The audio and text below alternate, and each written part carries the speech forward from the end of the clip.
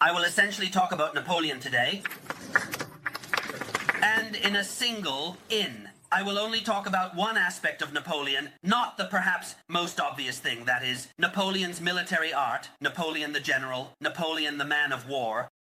I will essentially talk about Napoleon as a political figure, and as a political symbol, about Napoleon who was both hated and loved, celebrated as a hero, or detested as a criminal, in his time, and from his time, until today. I would start from a specific date, October 13th, 1806. Napoleon is in Jena, in Thuringia.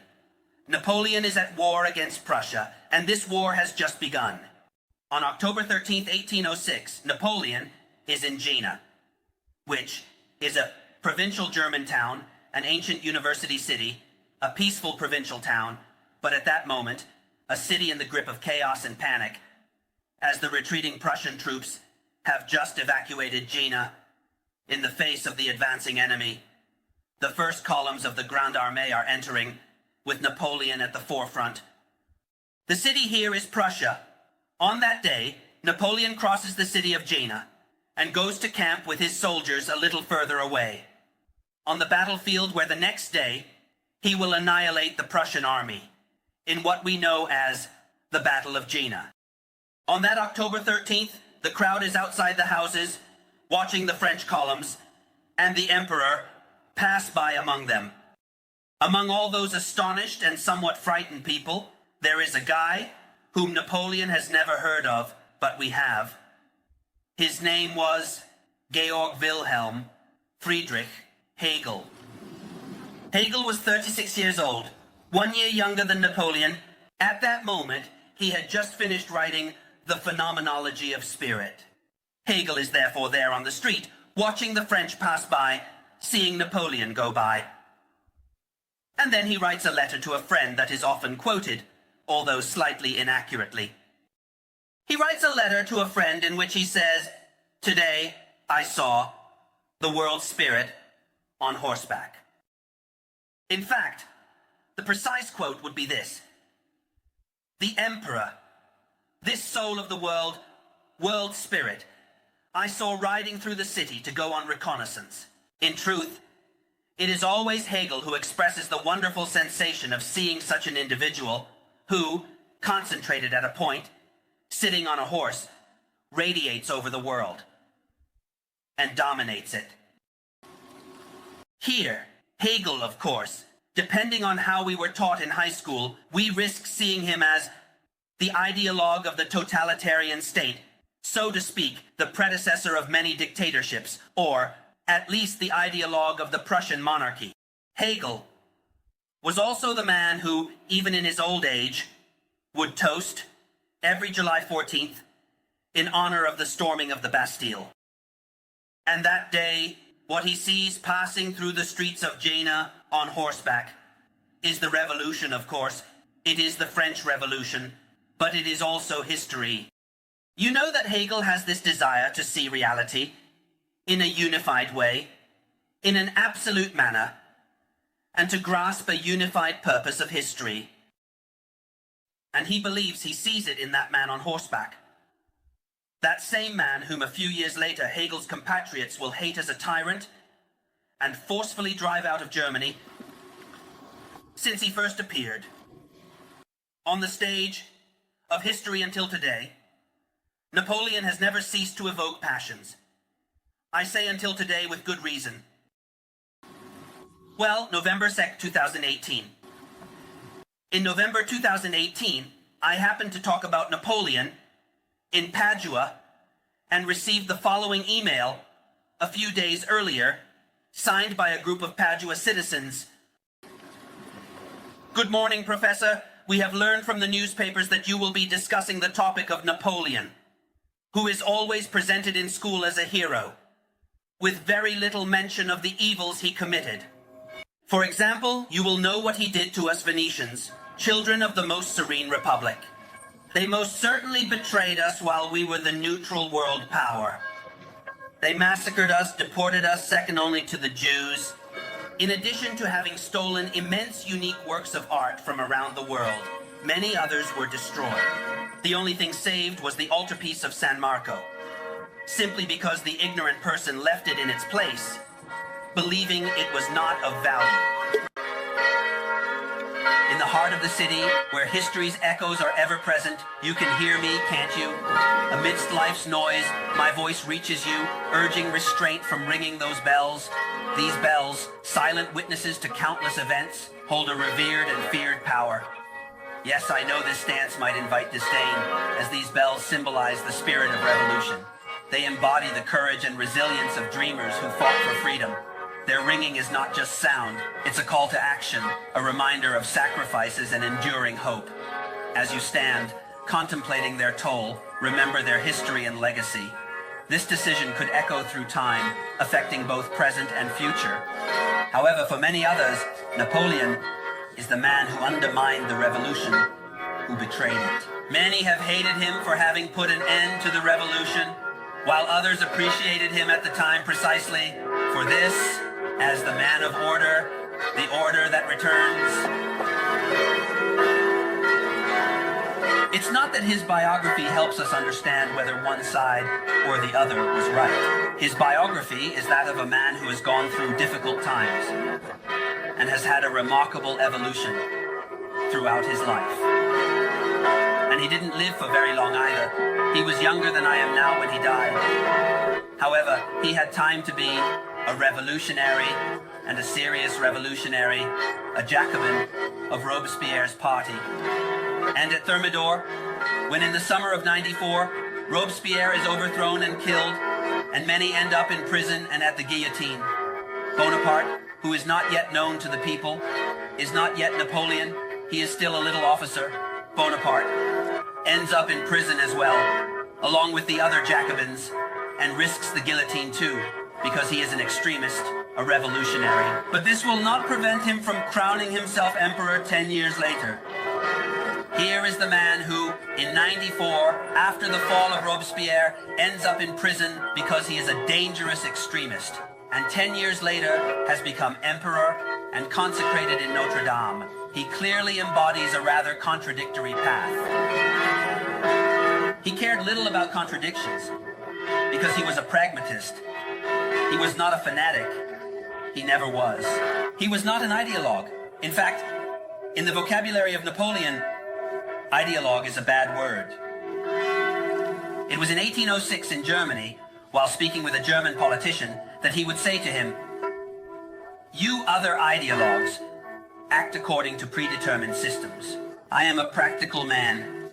I seize events and push them as far as they can go." This is probably also, how can I put it, a result of the fact that he is a man of war, and that by waging war he has learned precisely this, that war is not conducted with systems. Quote, "Woe to the general who enters the field armed with a system." And even when planning, one should not exaggerate. Being ready for anything is important. Having all the elements is important, but making rigid plans is not good. Napoleon will even say that one can no longer plan a campaign or even a battle. People talk about battle plans, but when someone asks Napoleon how he conceives a battle plan, how does one go about conceiving a battle plan? Napoleon responds, "You start and then you see. One commits, then one goes." Now, this pragmatic man seizes events and begins to push in the direction he wants. When? After the Italian campaign, filled with glory, known and famous throughout France, he realizes that the French are starting to grow tired of the revolution. Not of everything, but of the disorder, the continuous upheavals, the quarrels of the politicians, the guillotine. Napoleon reflects on this and realizes that the solution the French actually desire is a strong man, backed by an army, and the glory of victories. Napoleon contemplates these things for 2 or 3 years. The Italian campaign of '96 to '97, then there is Egypt. And then at the end of '99, there will be the coup d'etat that will bring him to power. In those 2 or 3 years, Napoleon often reflects and speaks about how France needs a turning point. France needs a leader who has distinguished himself for glory and not for government theories, phrases, or speeches of ideologues. that the French do not understand at all. For a few years it matures, but just a few years, and finally on the 18th of Brumaire, in 1799, the Bonaparte brothers carry out the coup d'etat. I say brothers largely because Napoleon is not alone on that occasion. Next to him is Luciano, who is the most gifted of his brothers, and not by chance is the one who will later be marginalized, because he risks overshadowing him. But in that 1799, they continue to move forward. Napoleon is the very young and famous general, and Lucien is the skilled politician president of the parliament, we would say, of the Council of 500. And together, Luciano and Napoleon organize that night when the grenadiers enter with their bayonets drawn into the hall of the Council of 500 and disperse it. And Napoleon becomes the first consul. Almost the entire public opinion is happy in France.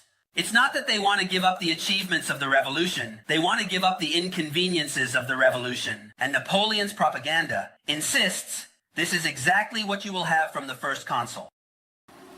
Another quote from a speech by a man of Napoleon. We will have the republic, freedom and equality, the security and freedom of people and property, freedom of the press, commerce and industry, the reduction of expenses, and the decrease of taxes. If anyone is surprised that 220 years ago, politicians promised the elimination of taxes, well, they should be happy.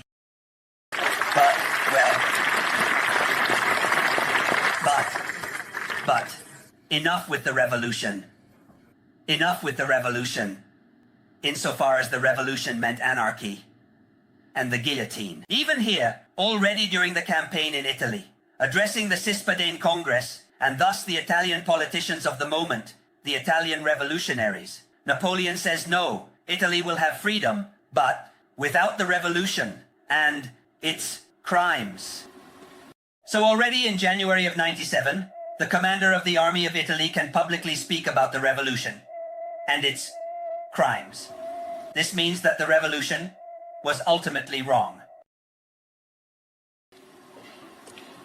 Then every now and then, Napoleon also comes to say yes, but Napoleon is not a deep thinker, and he is not systematic. He is someone who talks a lot. Politicians who talk a lot tend to say the first thing that comes to their mind. Napoleon once found himself walking in Hermenonville, where Rousseau is buried, and Rousseau is considered one of the inspirers of the revolution. In front of Rousseau's tomb, Napoleon inadvertently said that it would have been better for the tranquility of France if he had never existed. He is the one who prepared the French Revolution.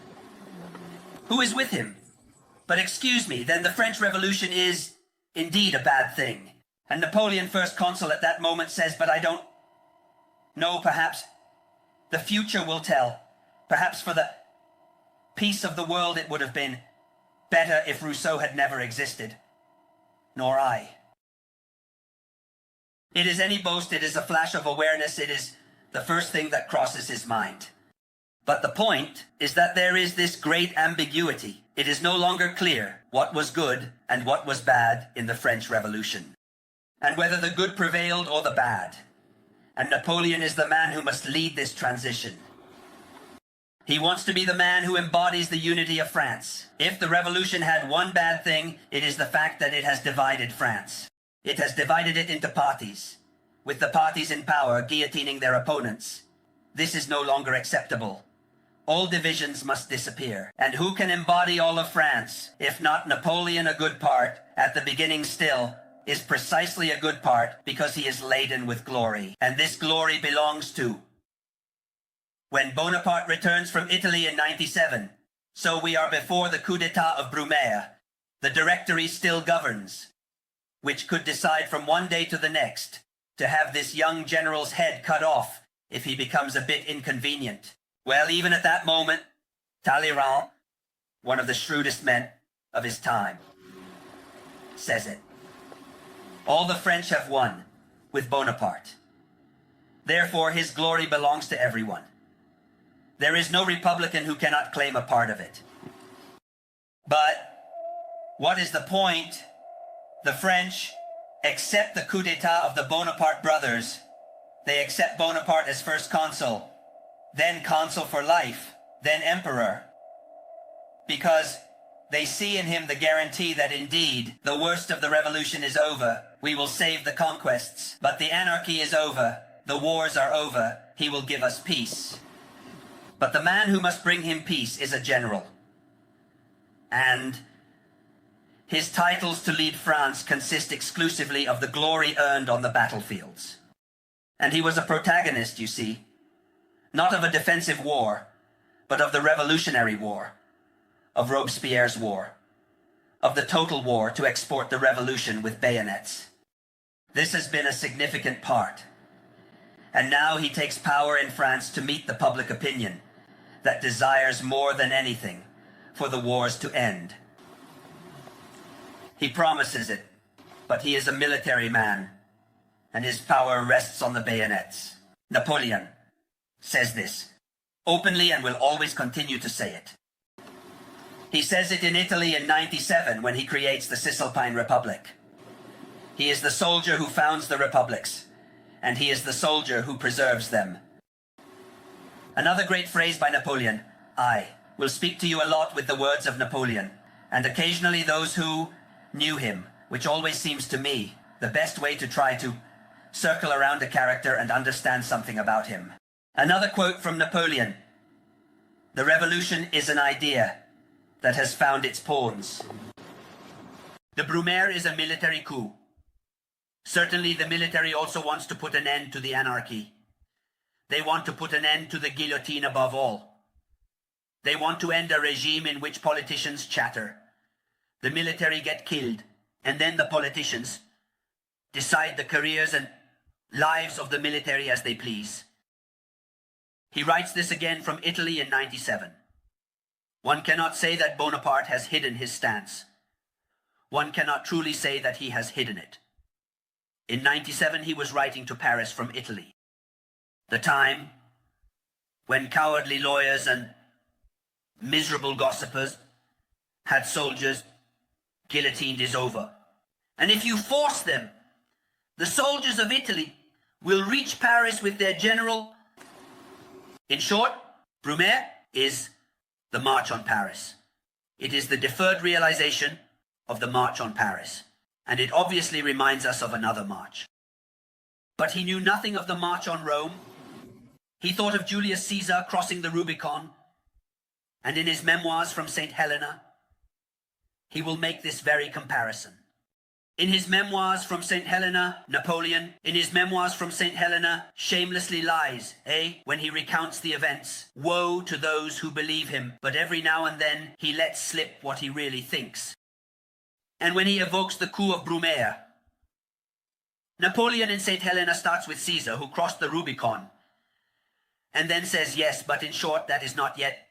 Caesar was a politician of the highest level, but he was just a simple citizen, whose name 3 months earlier was unknown to everyone, and who had on his side only a few victories, his fame, and the awareness of his genius, to dare to plan, to take on the destinies of 30 million men by oneself, to save them from external disasters and so on, without shedding a drop of blood.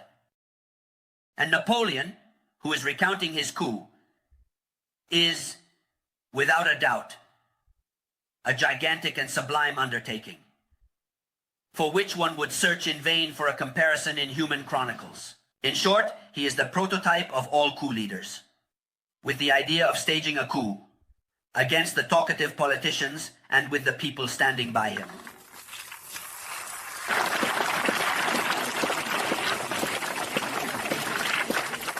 You are kind to give me the time. Here I was saying public opinion is with him.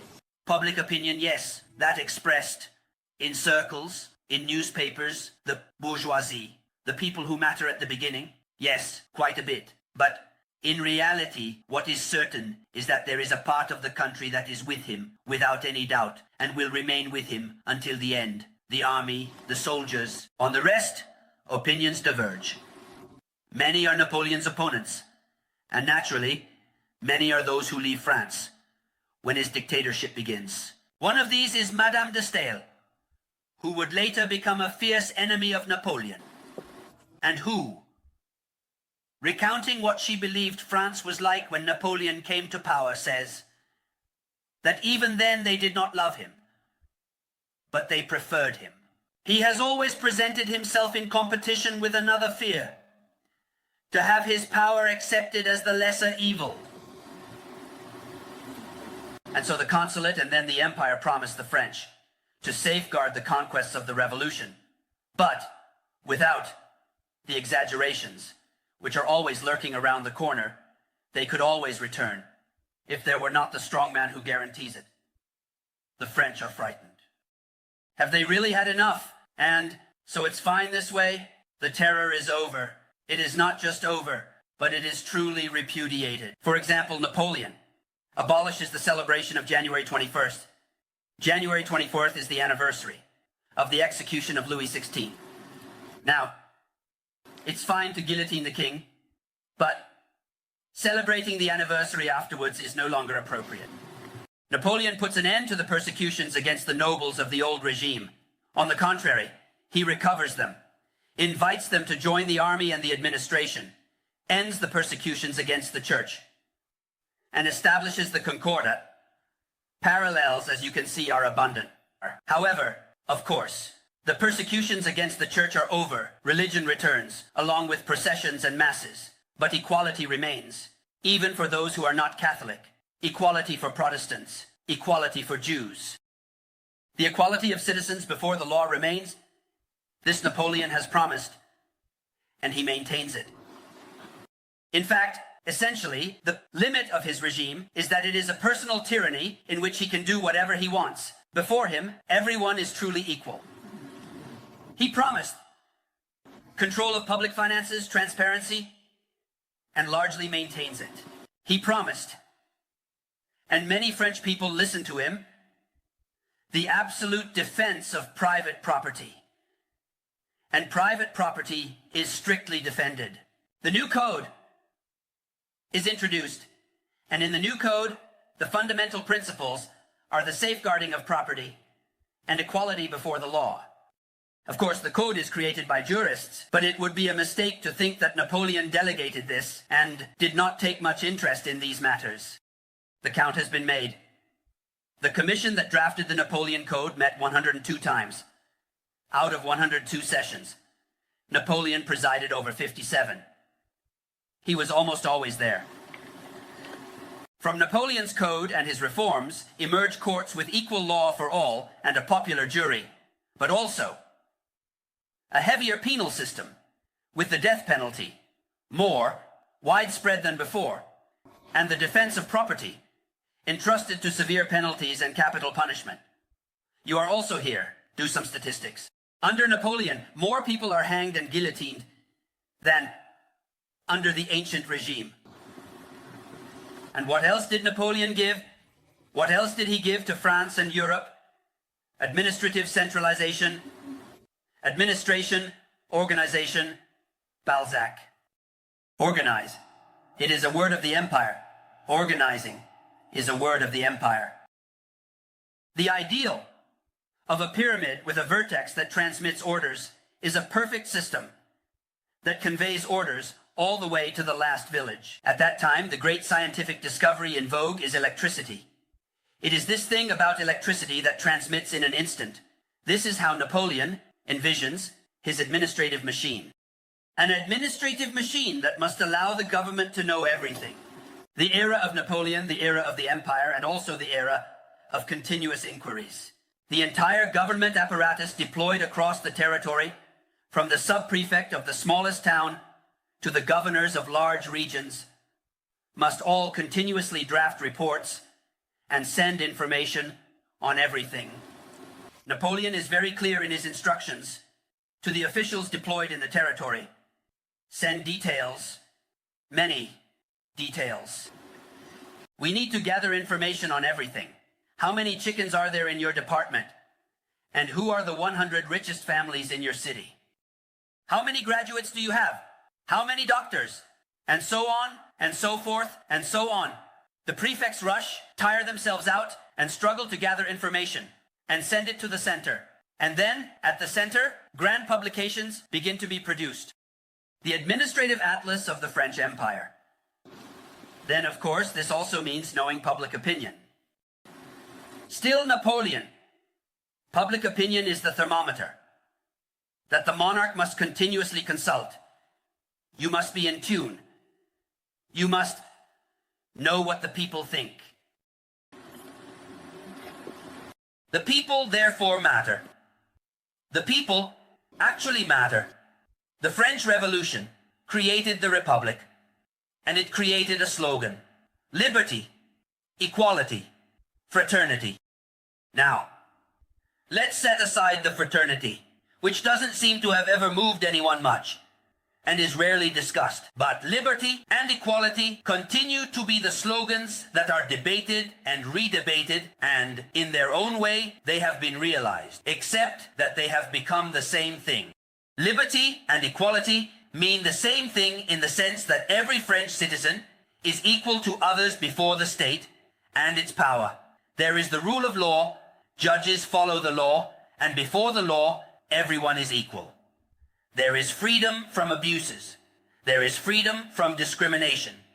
The Jews, the Protestants, it ends there. There is no political freedom, no parties, free discussion up to a certain point. The police listen in and open letters. Freedom of the press is out of the question. Try publishing an article without the press releases from the ministry. They will shut down the newspapers immediately. Right to strike? No, of course.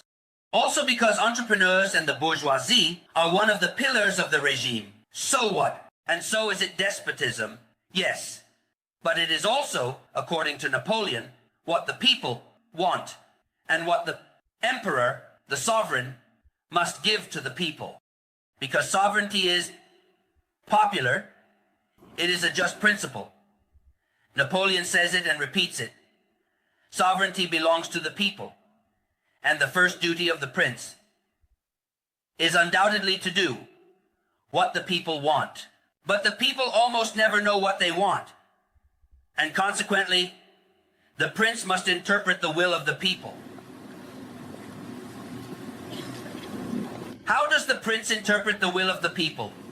The great invention of the era of the revolution and the empire is the method that will remain for much of the 19th century. The dominant method, the plebiscite. Plebiscite is a wonderful thing. We experienced it during the unification of Italy, for example. In all the various regions gradually annexed to the Kingdom of Savoy, plebiscites were held, as well as in Savoy or in Itza, when they were ceded to France under Napoleon III. The plebiscite is the great way in which the 19th century brings together two things. Sovereignty belongs to the people, and the people must be involved and allowed to vote. However, since the people never really know what they truly want, it is necessary for things to be controlled. The plebiscite works like this. Everyone votes. Everyone naturally according to how they can understand it. The males, the elders, but everyone, illiterates, even the illiterates, the poor, it doesn't matter. Everyone. Every man born and residing in France who has reached the age of 21 is an elector. And the plebiscites, yes, participation is not huge. When it goes poorly, it is around 20% of voters. And when it goes well, it approaches 50%. And the people are asked, do you want Bonaparte as first consul? Do you want him as consul for life? Do you want him as emperor? And does the people know that his opinion matters? Of course. Plebiscites can be conducted in many ways, but here they are done properly. Everything is written down. There are registers, and all the votes are transcribed. And then the registers are sent to Paris to the Ministry of the Interior. And then the Ministry of the Interior, after having made the registers disappear in its underground, compiles the final overall picture of the vote, adding that there are the votes of the army, hundreds of thousands of men who vote by acclamation. And then the Ministry of the Interior publishes the results of the 1800 plebiscite for the consulate for life. The Minister of the Interior is still Lucian, the big brother, 600,000 yes, 8,000 no. 8,000 no. As a supporter who believes in it, who is not joking, will say, it is democracy purged of its inconveniences. This whole thing has been happening for a long time. Napoleon is skilled in certain aspects at creating consensus, but less so in others. He will never understand, for example, that the issue of peace truly matters more to the French than anything else. He cannot understand it. He represents the French because his glory is that of all, that the French have now grown tired of glory. He will never be able to understand. But in other things, he is good at creating consensus. How is consensus created? Consensus is created by making it clear to all those who have some ambition that they can be drawn in. Napoleon is very attentive to knowing anyone who matters in the country, those famous requests for information to the prefects. Lists, constantly lists. Other regimes make lists of proscription of those to be sent to camps. Napoleon continuously had lists made of the people who matter and whom we must therefore pamper. Everyone to whom a position, a role, a job, or a career can be offered, because obviously these people are needed, but at the same time, we need to ensure that all those who have ambitions are reassured and receive something. And so everyone, wealth, of course, all the rich must know that the emperor loves them, favors them, and protects their wealth. But even those who are not wealthy and yet have personal merits should also be rewarded. And so subsidies, pensions, salaries, medals, chairs, positions for scientists, for artists, for engineers, cartographers, which are also very important in war, educators. Essentially, legalite is before the law, but from a political standpoint, there is no legalite. There are the notables. There are those who count more than others. And this is a recognized fact. One can recognize it because the notables are a completely different thing from the nobles of the old regime. We cannot and do not want to base nobility on the privilege of birth. This was something done under a regime. But we want and can base it on property, merit, and age. After that, the merit. The intellectuals I was telling you, the artists, the scientists, all rewarded in every way. But then there is also the other version of merit, the broader one. Not everyone can be scientists, but everyone can become officers. Merit means the military career, and Napoleon tirelessly nurtures this. But as I mentioned, it will also turn against him. However, not entirely, because the army will always stand with him. It fuels the idea that revolutionary and imperial France is the land of merit, and that merit means those who have the courage to risk their lives, fighting under the tricolor for the emperor, will be rewarded. Partly, it is a myth fueled by systematic propaganda. The newspapers and official bulletins will be written by one who was a boy under Napoleon, Alfred de Vigny, a famous romantic poet. What did it mean to be a boy under the empire? The teachers never stopped reading us the bulletins of the Grand Army, and our shouts of "Long live the Emperor" interrupted Tacitus and Plato. Our study rooms resembled barracks, our breaks resembled maneuvers, and our exams resembled parades. An entire generation will, so to speak, be captivated by this myth. One who was young at that time, namely Stendhal, witnessed it. Remember the young protagonists of his novels, both French and not only French, Fabrizio del Dongo in the Charterhouse of Parma. Those young people who may not understand anything but have one thing clear: Napoleon is their hero. All soldiers are, so to speak, pampered by propaganda, but not only by propaganda. They are also supported by actions. Propaganda, a phrase you would have heard 1,000 times. Every soldier carries in his backpack the marshal's baton. Then the soldiers are millions. The marshals are about 15. So it's clear that, but it's a grand advertising gimmick. Another motto of Napoleon is that a leader is a seller of hopes, and therefore, every soldier must believe that in his backpack there is potentially the beast of a marshal. You may not become a marshal, but you can become an officer. In the armies of the countries fighting against Napoleon, there is some social mobility, because there has always been a bit of social mobility. Even in the Middle Ages, and also under the ancient regime, it could happen that the son of peasants became a bishop or became a general. But they were a minority. In the English army, the one that will defeat Napoleon at Waterloo, it is estimated that during the Napoleonic Wars, about 10% of the officers were soldiers who rose through the ranks. This is quite a significant 10% for a country of the old regime. This means that there was still social mobility in Europe, but it was only 10%. Under Napoleon, 3/4 of all the officers who served under him, that is 75%, were common soldiers who rose through merit. And this means a huge number of people who then go home, retire, return to their town, spend all day at the cafe reading the newspaper and talking about the great days and incinerating anyone who dares to criticize the emperor. And these are things that work. We support the veterans, the common soldiers, the sick, the wounded, and the disabled.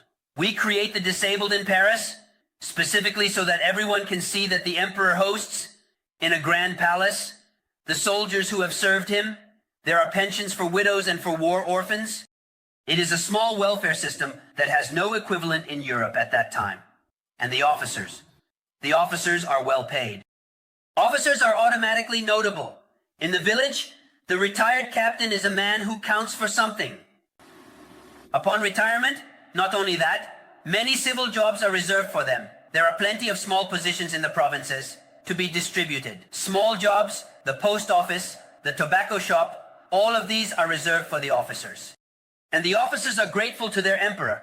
And this is something I must say that even becomes comical, because these officers risk their lives. Many die, many are injured, mutilated, then they return home.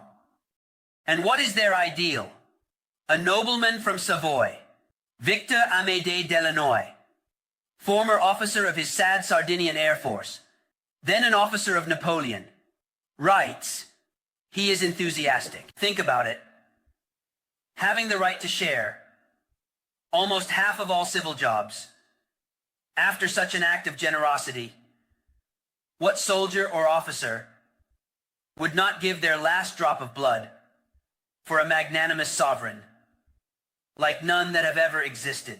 My brother Amedeo has requested a tobacco shop in the Monteviato department. Do you understand? This is a nobleman, moreover, from Savoy. But these officers, some coming from the ancient nobility, all burdened with the idea of glory, all mixed in the fray for what? To have a tobacco shop when they retire.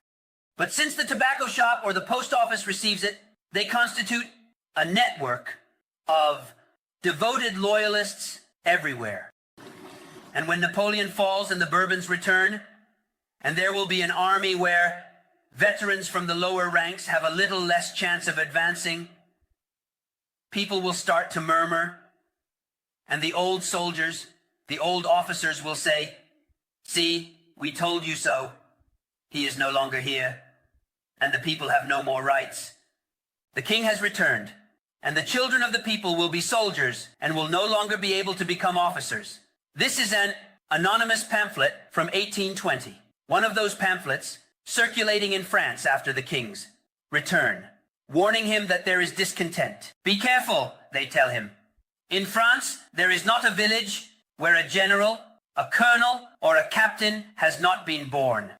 All the children of peasants or artisans are now retired, and the people see what the emperor meant, and that with her things are no longer the same. All of this develops in the early years of the new century between Napoleon as consul for life and Napoleon crowned emperor in 1804. The coronation as emperor is obviously an extremely significant milestone, and this also needs to be somewhat decoded. On one hand, it is the thing that most clearly shows to many that the revolution is truly dead and buried. We have once again a crowned monarch, throne, scepters, uniforms, epaulets, courtiers. Napoleon, however, actually attempts to straddle both sides and ensure that his imperial coronation is not perceived as a restoration. It is very important that he chooses to be emperor. This may escape us today, but in reality there are a lot of meanings behind it. The French cut off the king's head and do not want another king. They have the Republic and are fond of the Republic, but they are willing to have a man who governs the Republic alone. This man could never say, "Now I will crown myself king." Napoleon. One cannot be the king of a republic, but one can be the emperor of a republic. The imperial coronation is carefully prepared.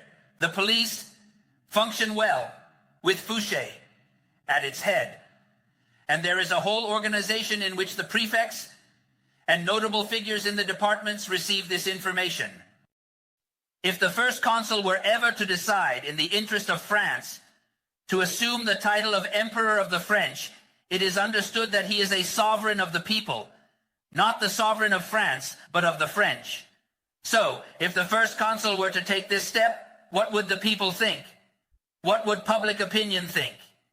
And public opinion is gradually nurtured. There are a whole series of elected bodies. Not through plebiscite, not everyone votes, but many do vote. Elections are held regularly. Regional and provincial deputies are elected. And all these assemblies are invited to express their opinions. Having understood the prevailing sentiment, they express their hopes that the first consul will fulfill the desire of the French to have an emperor at their head. The most astute journalist may explain, here, the revolution is not certain. There is always the risk that the king wants to return. Do you want a master to come back? No, we do not want that. If you do not want a master to return, elect a leader for yourselves, one who is hereditary. You will have chosen him, and thus you can be sure that the master will not return. At first he still thinks of Caesar, but then other ideas come to mind as well.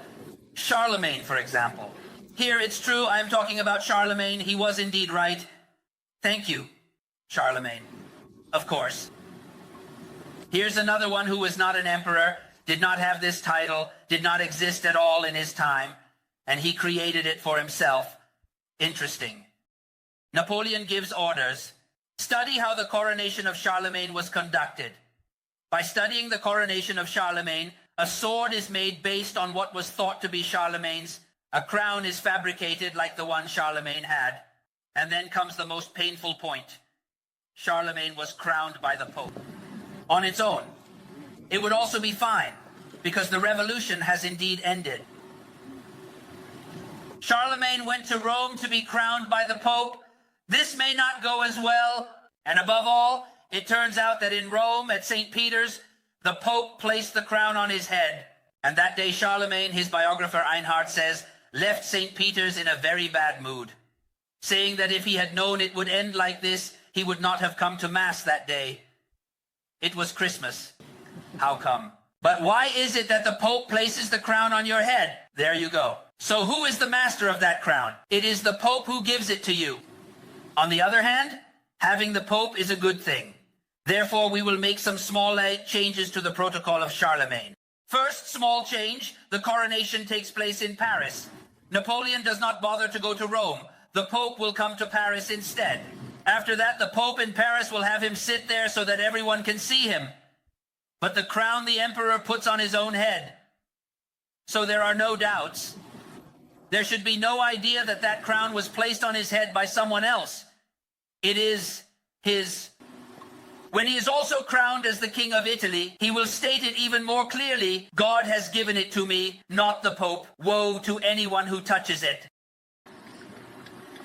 And so now the French in 1804 have an emperor, but not just the French. Charlemagne did not govern just France. In fact, there was no France in his time. Charlemagne governed Europe. This new title is on one hand very promising, but on the other hand, it is also somewhat unsettling for that public opinion which thought that wars were over. As for the matter of the republic, you can say what you like. One can be an emperor of a republic. There are those who grumble, but now they grumble quietly, because everyone has understood that it is better to conform. On this, there is a disturbing quote from one of Napoleon's ministers, Mollet, who would be Minister of Justice in the final years of the empire, and who recalls that phase a few years later. From this moment on, everyone, in order to advance their careers, pretended not to have understood or to be convinced. It became normal for no one to speak according to their own conscience. Atheists preached a false religion. Christians prided themselves on being philosophers. The Republicans spoke of monarchy. The supporters of absolute authority boasted liberal ideas. The victims of the revolution professed impartiality. And the assassins of Louis XVI praised the virtues of their victim. So the revolution is really over now, huh? Yes. Or maybe not, because this empire was also, how should I put it, a papier-mâché empire, let's be honest. It holds up, because the French army is capable of conquering all of Europe, but the papier-mâché is evident in itself. It is clear that everything is a bit fake. From the moment of the coronation, Napoleon himself suspected it. One of his maxims is that there is only a step from the sublime to the ridiculous. And in the sacred ceremony at Notre Dame, that step is constantly at risk of being taken. Imagine this cathedral packed with people, packed with upstarts. They are all peacocks, the marshals of the empire, princes and dukes, because Napoleon has adorned them with these noble titles, created for them extravagant costumes, plumes, feathers, gold, and epaulets. But all these marshals are the sons of peasants, cleaned-up artisans, cavalry sergeants, and now they roam around as if they were of royal heights. But the people know it. Looking at them, one can hardly help but laugh. And the first of the upstarts are none other than Napoleon and his brothers, as revealed by the comment he let slip with another of his brothers, Joseph, just before the ceremony. We are just before the coronation. Everyone is there putting on their cloaks and ermine. And Napoleon, speaking with his brother, accidentally says, "If our father could see us." Dad was there in Corsica playing the provincial dandy. Here, and the fact that this empire is made of papier-mâché is also shown by the fact that no one truly believes it is a hereditary empire. Right now there is him, but we will see later. There is a revealing and dramatic moment during the Russian campaign, the conspiracy of Malay. Napoleon is far away, and bad news is coming from Russia. At this point, the following happens. There is a stubborn opponent of Napoleon, namely General Malay, an old Jacobin, who, in short, was also interned in a psychiatric hospital, because obviously he is someone who continues to stubbornly oppose. After that, General Malay escapes, finds a general's uniform, goes around the prisons freeing other opponents of Napoleon while announcing that Napoleon is dead. In Russia, stops some soldiers, enters the ministries, arrests various ministers, and finally, at this point, he is stopped and executed. The coup led by General Mallet lasted 1 day. But during that day, the ministers who were not arrested fled, and the prefect of the Seine made contacts to form an emergency. Republican government, because the news was that Napoleon was dead. No one went to the Empress Maria Luisa and the King of Rome, Napoleon's young son, to say, "The emperor is dead. Long live the emperor." Everyone assumed that with Napoleon's death, the farce was over, and that this empire is not hereditary. In fact, it was precisely Napoleon, I must say, after the Malay conspiracy, who let slip that this thing, "The king is dead. Long live the king," was a beautiful thing. It was a strength of the monarchy. We were talking about religion, about the Pope attending the coronation at Notre Dame, and how it is now acceptable, because the empire also means reconciliation with the church, the Concordat. Here, too, you can clearly understand who Napoleon is. Is he that bastard who destroyed the secular revolution and handed France back to religion? Or is he the man who put an end to the excesses and restored freedom to the church and to Catholics? In short, he is both. Certainly, there were many who were against it, the old revolutionaries, many military personnel for whom secularism was an inviolable principle, watched with growing dismay as instead things were, already returning to how they were before the coronation. Napoleon is crowned in Notre Dame, but because Notre Dame has been reconsecrated, during the revolution it had been invaded and devastated. Did you know that on the facade of Notre Dame there are all those statues of kings, which are the kings of the Old Testament? However, the revolutionaries did not make many distinctions. A king is a king, and what do you do to kings? You behead them. And so they had taken down all the statues from Notre Dame, all decapitated. But in 1802, under the auspices of the first consul, Notre Dame is solemnly reconsecrated. The soldiers grumble. General Delmas, leaving the ceremony. A nice cappuccino. Only the 100,000 men who were killed trying to suppress this stuff were missing. Why does Napoleon restore religion, make agreements with the Catholic Church, re-establish the episcopate, and create a concordat with the Pope? According to him, because religion is one of those things that the less you try to suppress it by force, the better it is. These things go away on their own. He personally doesn't believe it even a little.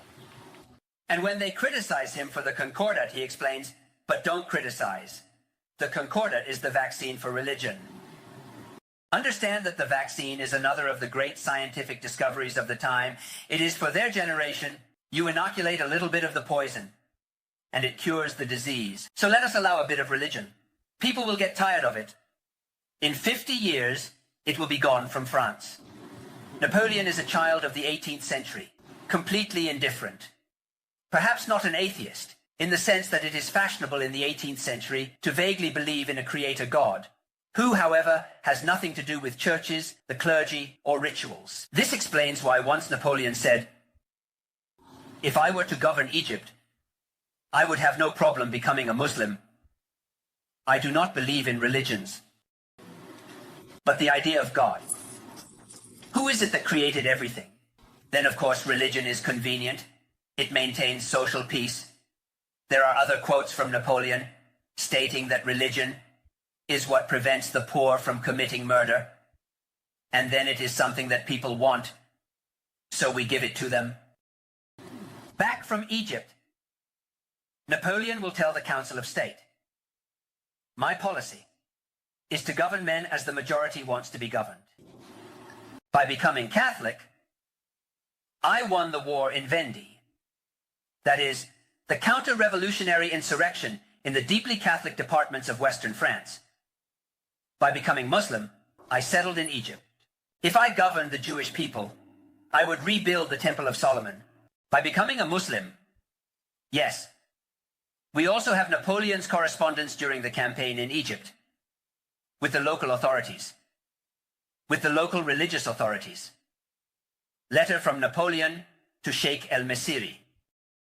I hope the moment will not be long in coming when I can gather all the wise and educated men of the country and establish a regime based on the principles of the Quran, which are the only true ones and can alone bring happiness to mankind." He was a good politician, capable of saying what the people wanted to hear. However, I don't believe that this thing about the Quran is just a joke. Besides, the fact that one of Napoleon's generals converted to Islam in Egypt, General Menou, I know him because he later became the governor of Piedmont and resided... Anyway, Muslims. But even in St. Helena, it will still happen to Napoleon to write in a letter. Religions are all based on miracles, on things we cannot understand, like the Trinity. Jesus claims to be the Son of God, yet he descends from David. I prefer the religion of Muhammad. It is less ridiculous than ours.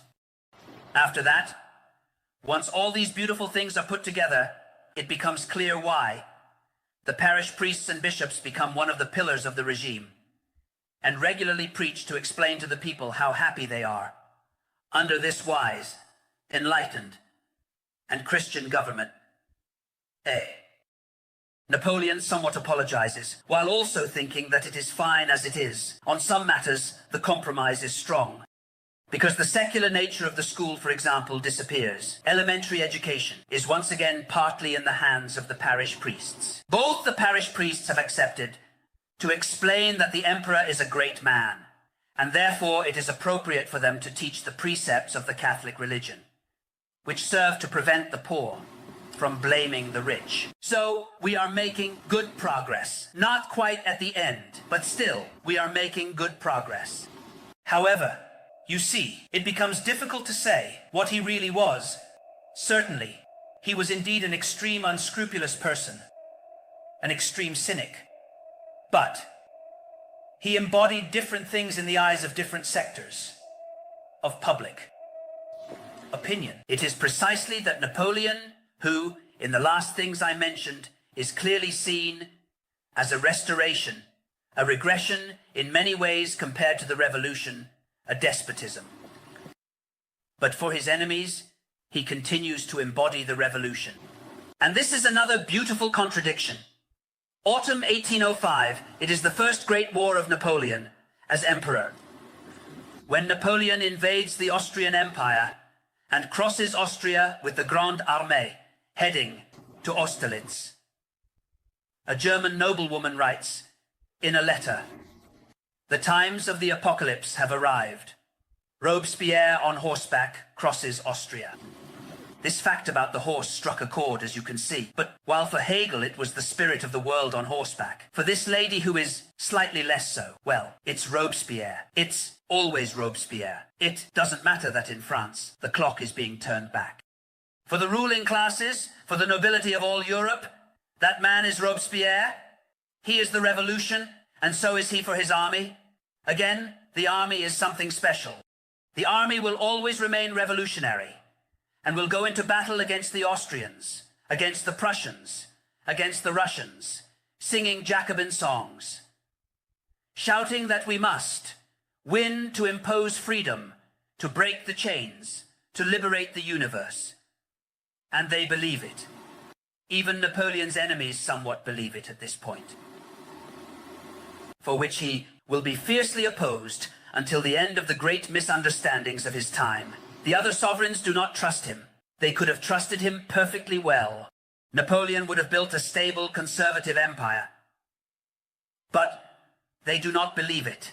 They cannot believe it. Behind the mask of the emperor, they always see a tinge of Robespierre, and it is a fact that outside of France, the bayonets of the French export the revolution. Today we export democracy. They exported revolution, freedom, brotherhood and civilization, civilization, which is a French word, of course. Civilizing is a recent invention of the French language at that time. And Napoleon's ideology also entails that there is, among the nations of Europe, one nation greater than the others. There is one nation, and that nation invented civilization. It is the nation that first made the revolution because it is braver and more generous than the others. It is the great nation, and now the great nation and its generosity bring the benefits of the revolution to all the other peoples of Europe. Napoleon was already saying these things during the campaign in Italy when he was just General Bonaparte.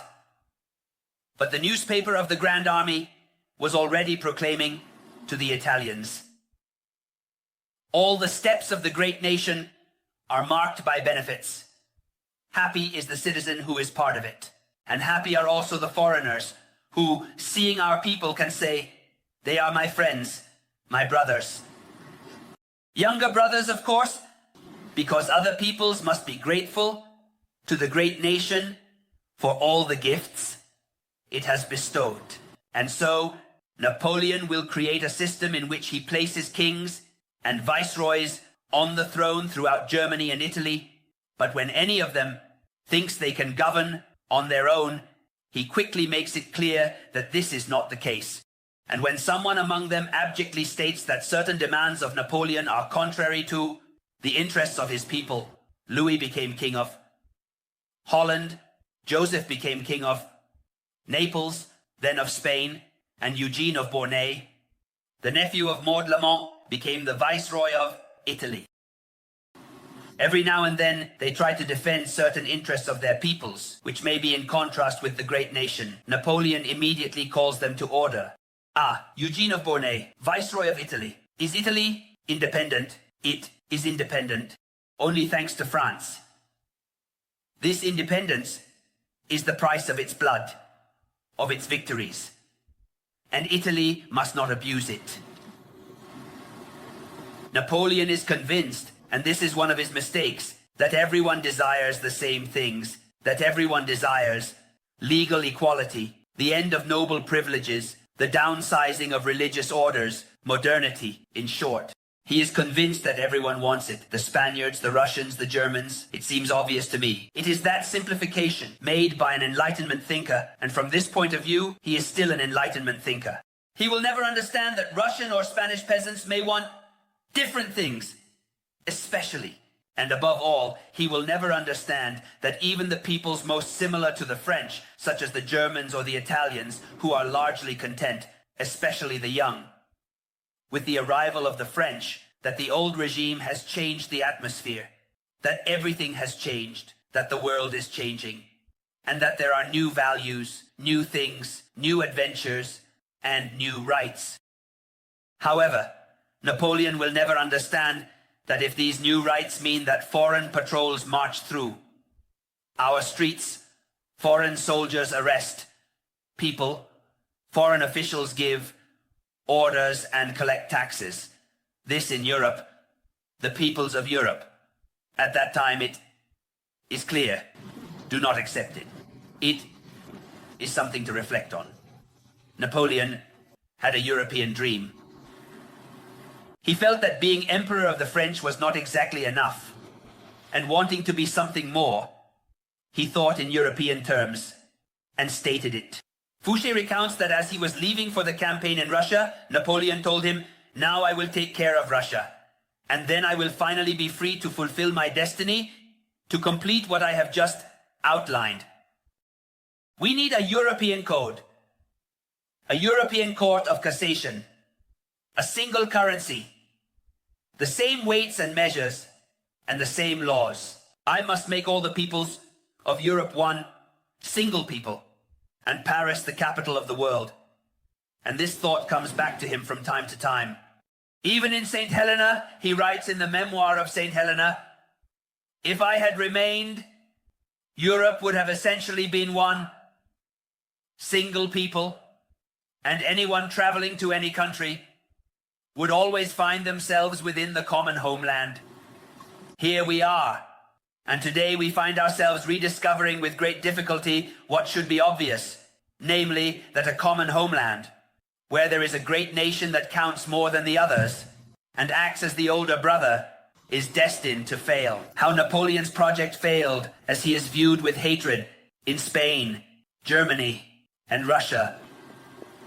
Less so in Italy. Despite the Venetians I mentioned at the beginning, and despite all the lingering resentments, grudges, the repression of peasant revolts, the executions, and the looting of works of art, at that time there was also great disappointment that a single Italy was not created, but instead the Kingdom of Italy and the Kingdom of Naples remained. And then certain parts of Italy were gradually annexed to France by Napoleon. In short, there is undoubtedly a lot of disappointment in Italian public opinion. Yet most intellectuals and young people, despite everything, swallowing their disappointments, remain on Napoleon's side. Foscolo tells the story of Jacopo Orpis, who commits suicide out of disappointment after Napoleon betrayed Venice and ceded it to Austria. However, a few years later, Foscolo, enlisted as an officer in the Italian division that was going to France, to participate in the invasion of England. Napoleon prepared for the invasion of England for a long time, even though he never went through with it. And after all, Foscolo was in favor of it. And perhaps, despite the many disappointments, we don't remember it much today. But for a few years, there was also a kingdom of Italy back then. Of course, it wasn't the entire peninsula. There was a kingdom of Italy, with its own king of Italy, who was also an emperor, just as it had happened in the time of Charlemagne, who was king of the Franks, but also of the Lombards. And this king of Italy minted gold ducats, bearing his portrait, with the inscription, Napoleon, Emperor and King, in Italian. And on the edge of the coins, it was written, God save Italy. All propaganda, yes, perhaps yes. But in fact, Italian public opinion largely remains with Napoleon.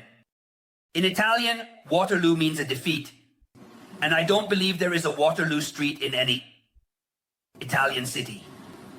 Elsewhere, Napoleon is the enemy of civilization, the enemy of freedom, and the enemy of Europe. Thank you. Prince Metternich, one of his arch enemies, when negotiating with him, with Napoleon in 1813, would say, at that decisive moment, I considered myself as the representative of the entire European society. That is, there exists a ruling class in England, Austria, and Prussia that is convinced that Napoleon is no longer anyone, that he no longer represents anything, and that he is an outlaw. And Europe is all on the other side. This outlaw is defeated. He is defeated in Russia in 12, at Leipzig in 13, in 14, France is invaded.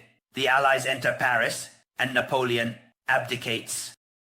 They send him to be the emperor of the island of Elba.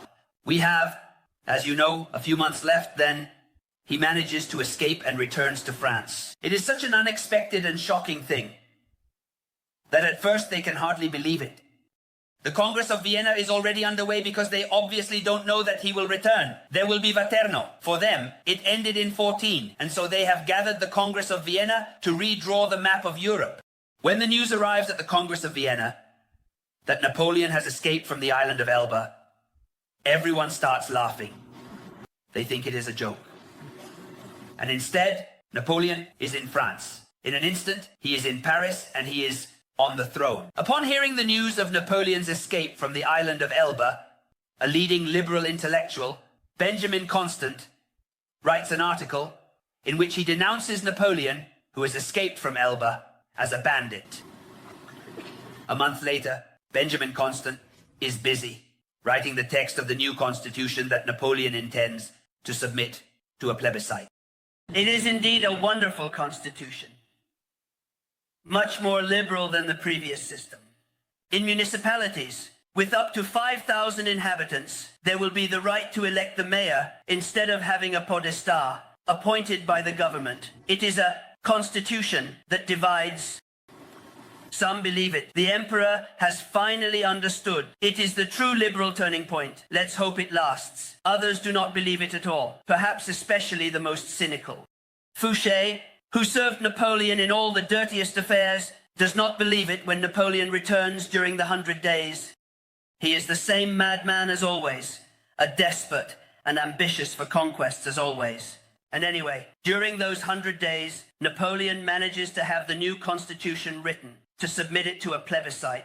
And one of the results is not so good, with about 20% of voters opposing it. Few, but it's still something. A resounding majority of yes. Of course. There is an anecdote that well illustrates the atmosphere of these astonishing days. Napoleon reviews a regiment. It is the 1st Light Infantry Regiment.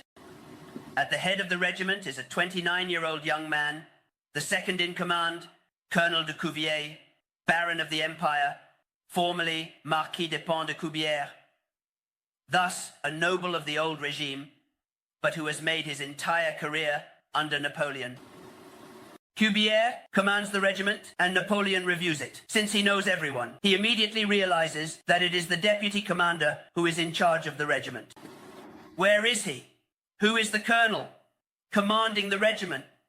Coubière replies, Sire, it is Colonel de Bernonville, but he is ill.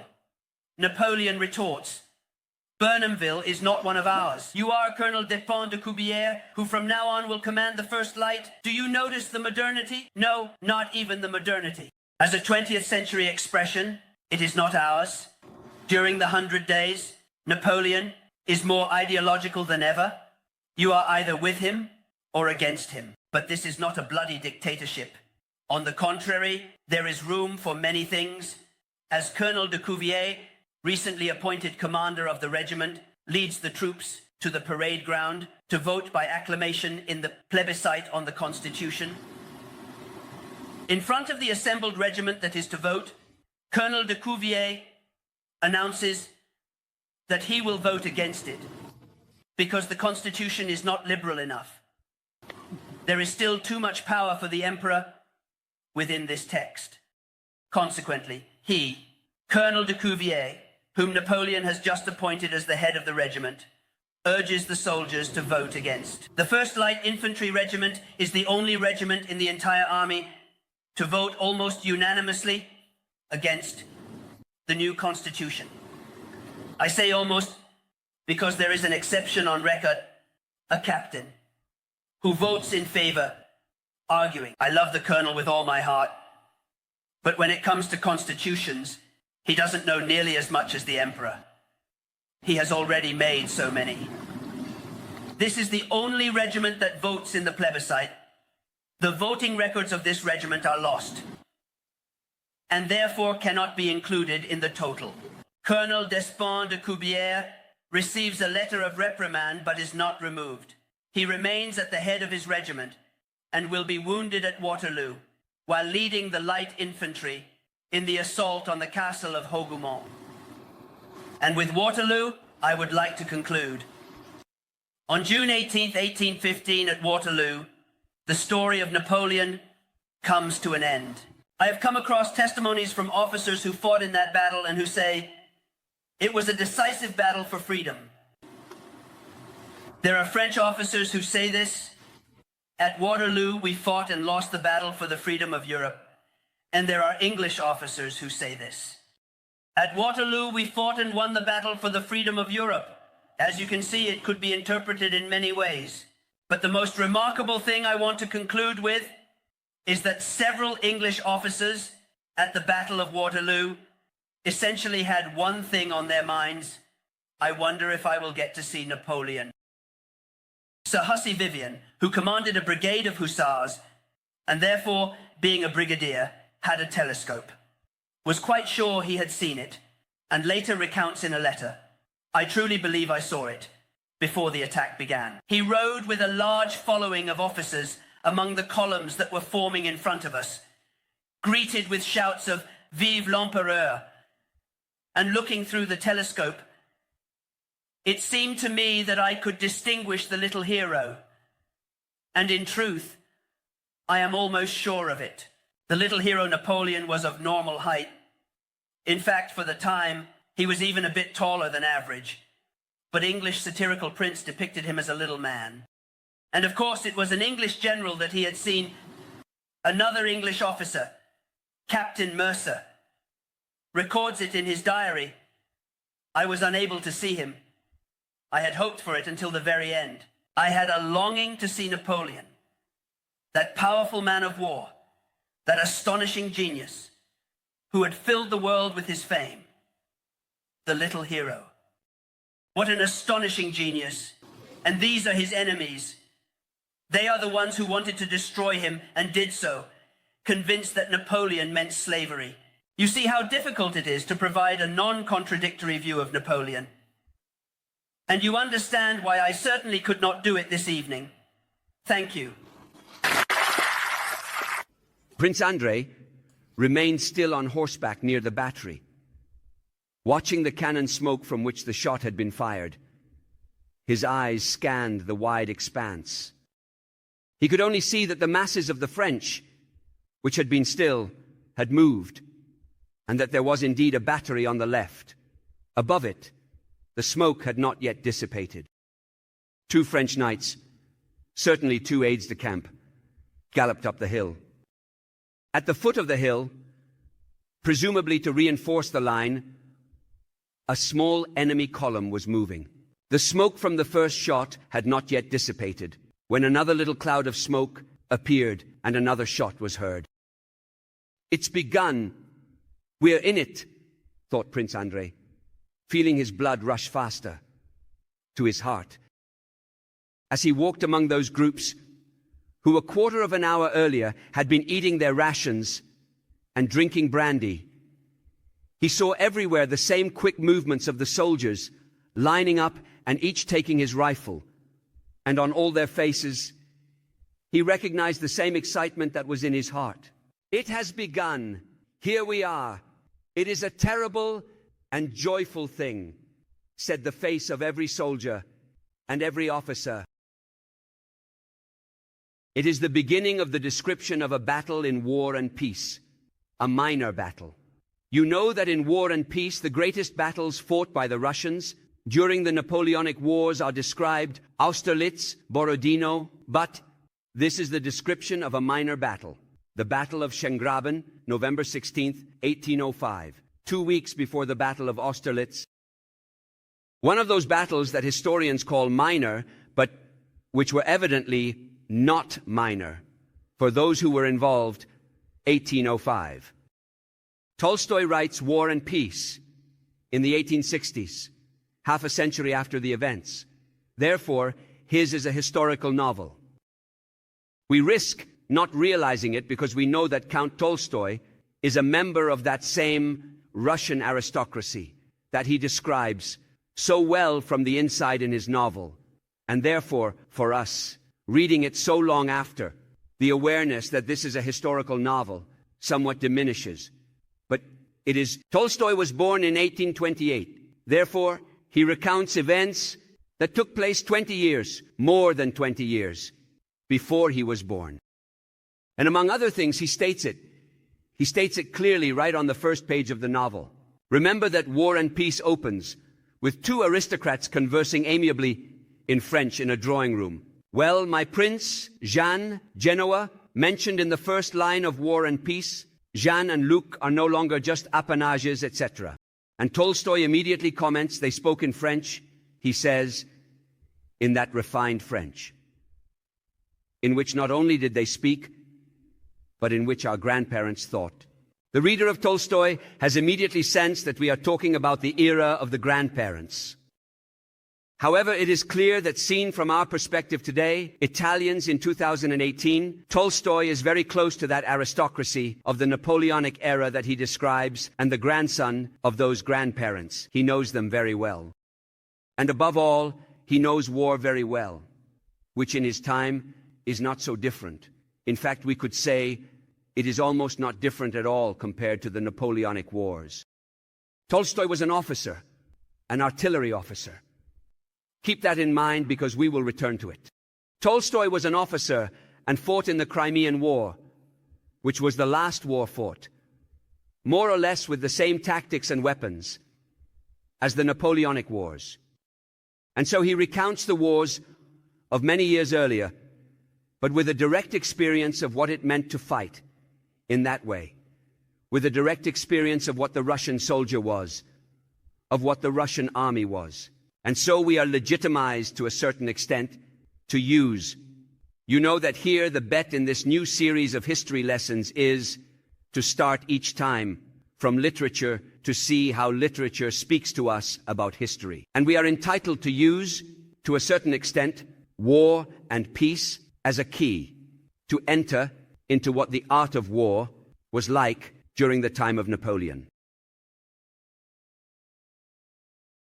Tolstoy is therefore, on one hand, a writer who is particularly strong when it comes to analyzing the human soul and describing its movements, but on the other hand, he is a technical connoisseur of what he narrates. I am talking about the part of the war in this specific case, that half of the novel that tells the story of the war. He is a technical expert, fully aware of what a battlefield means, what soldiers are, how armies function, and he clearly understands that one very important aspect is the psychological element. What goes through the minds and souls of soldiers during combat. It is not an extra detail, nor is it something that might be interesting to know. It is something fundamental to understanding what war was like in its time. The soldiers seem to be and are an anonymous, impersonal mass because the entire system is built on making them an anonymous and impersonal mass. Today, you know, soldiers continue to wear uniforms, but even in our army, every soldier has his name on the pocket.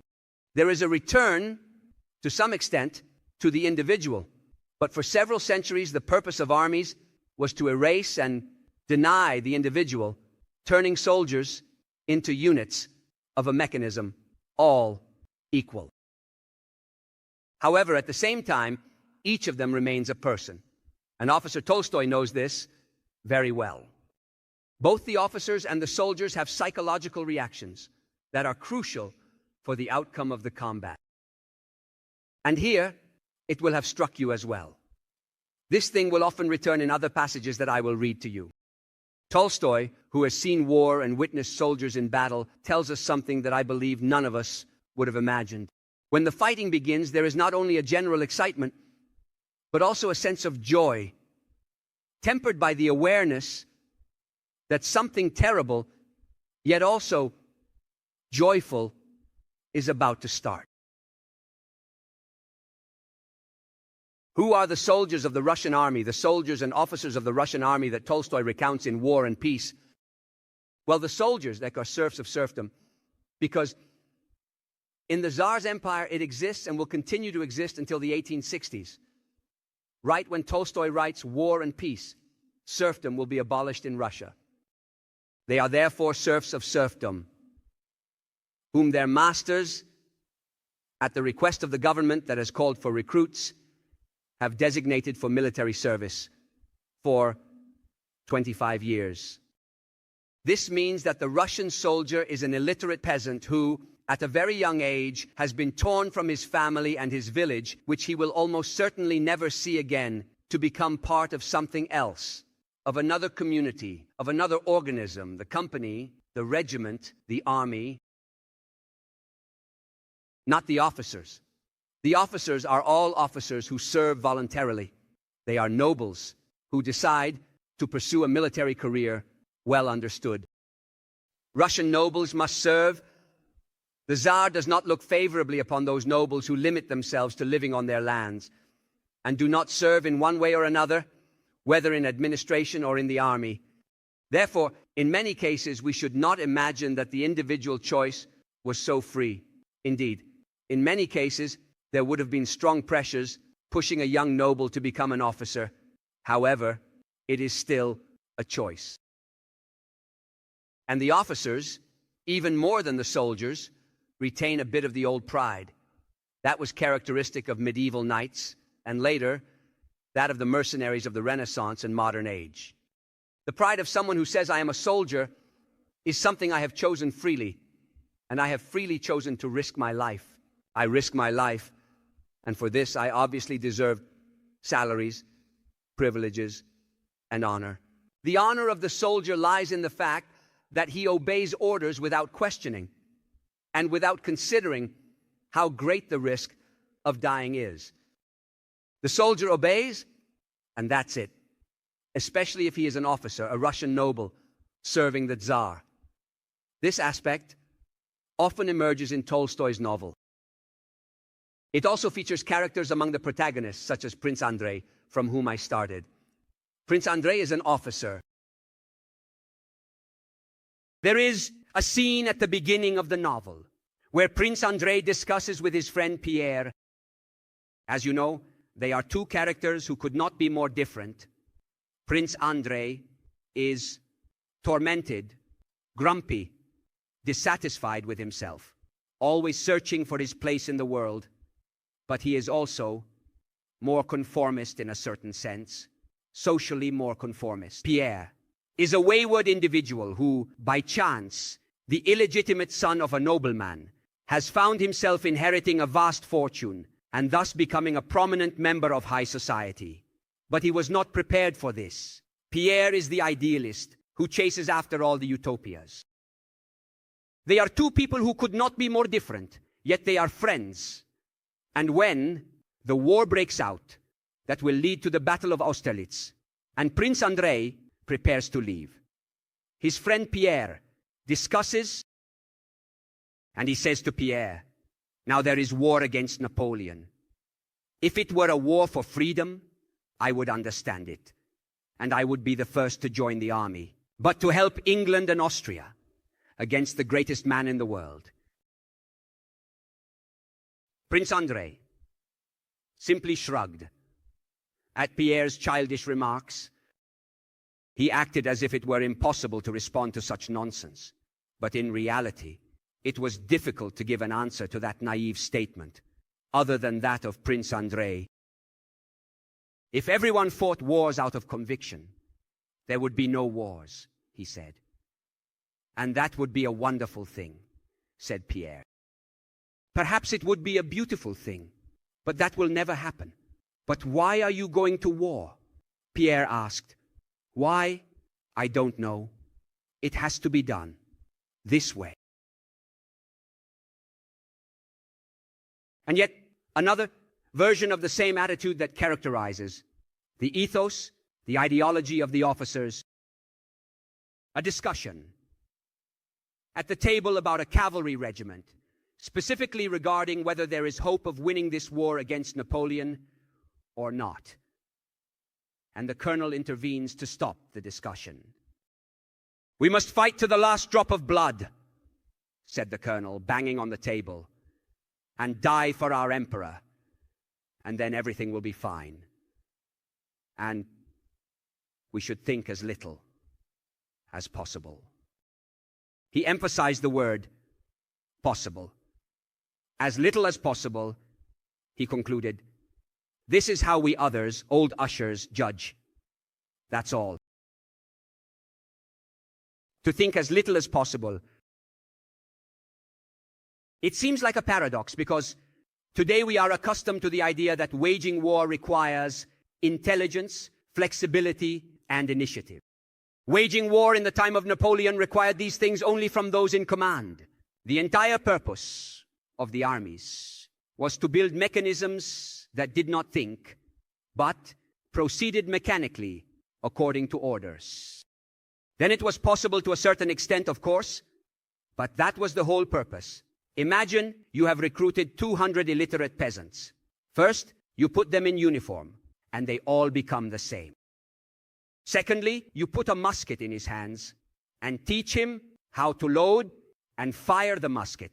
This alone it takes a certain amount of time, and you can't spend too much time and too much money training the troop.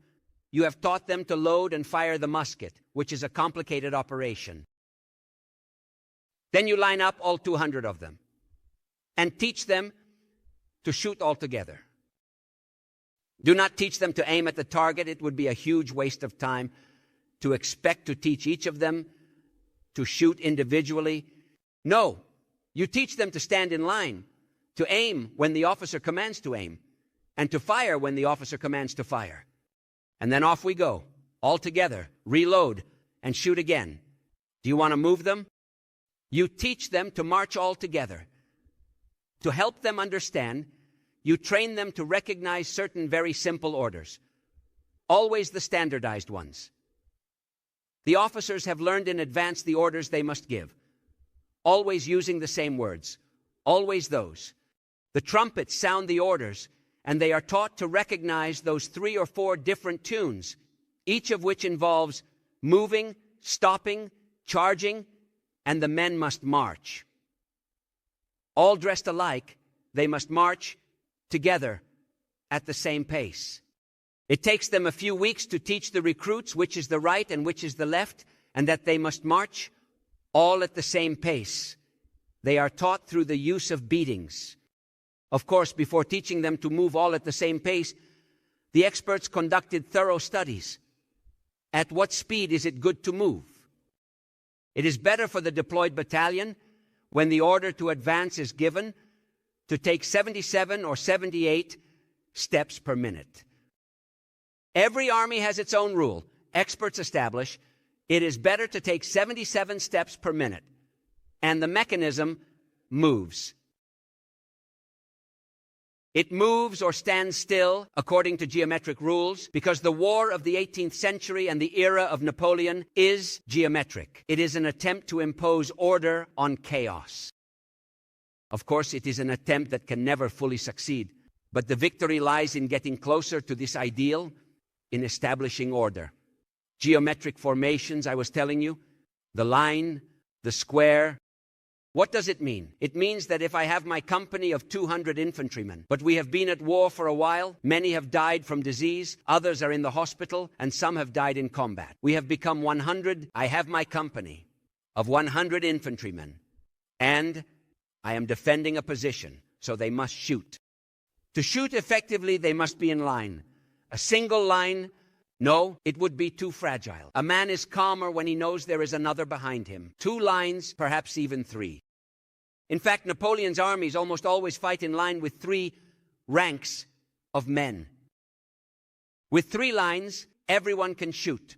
Of course, those in the 3rd line rest their musket against the cheek of the comrades in front and might even burn them while shooting. But this happens. This is the line. And then suddenly someone shouts, "Cavalry."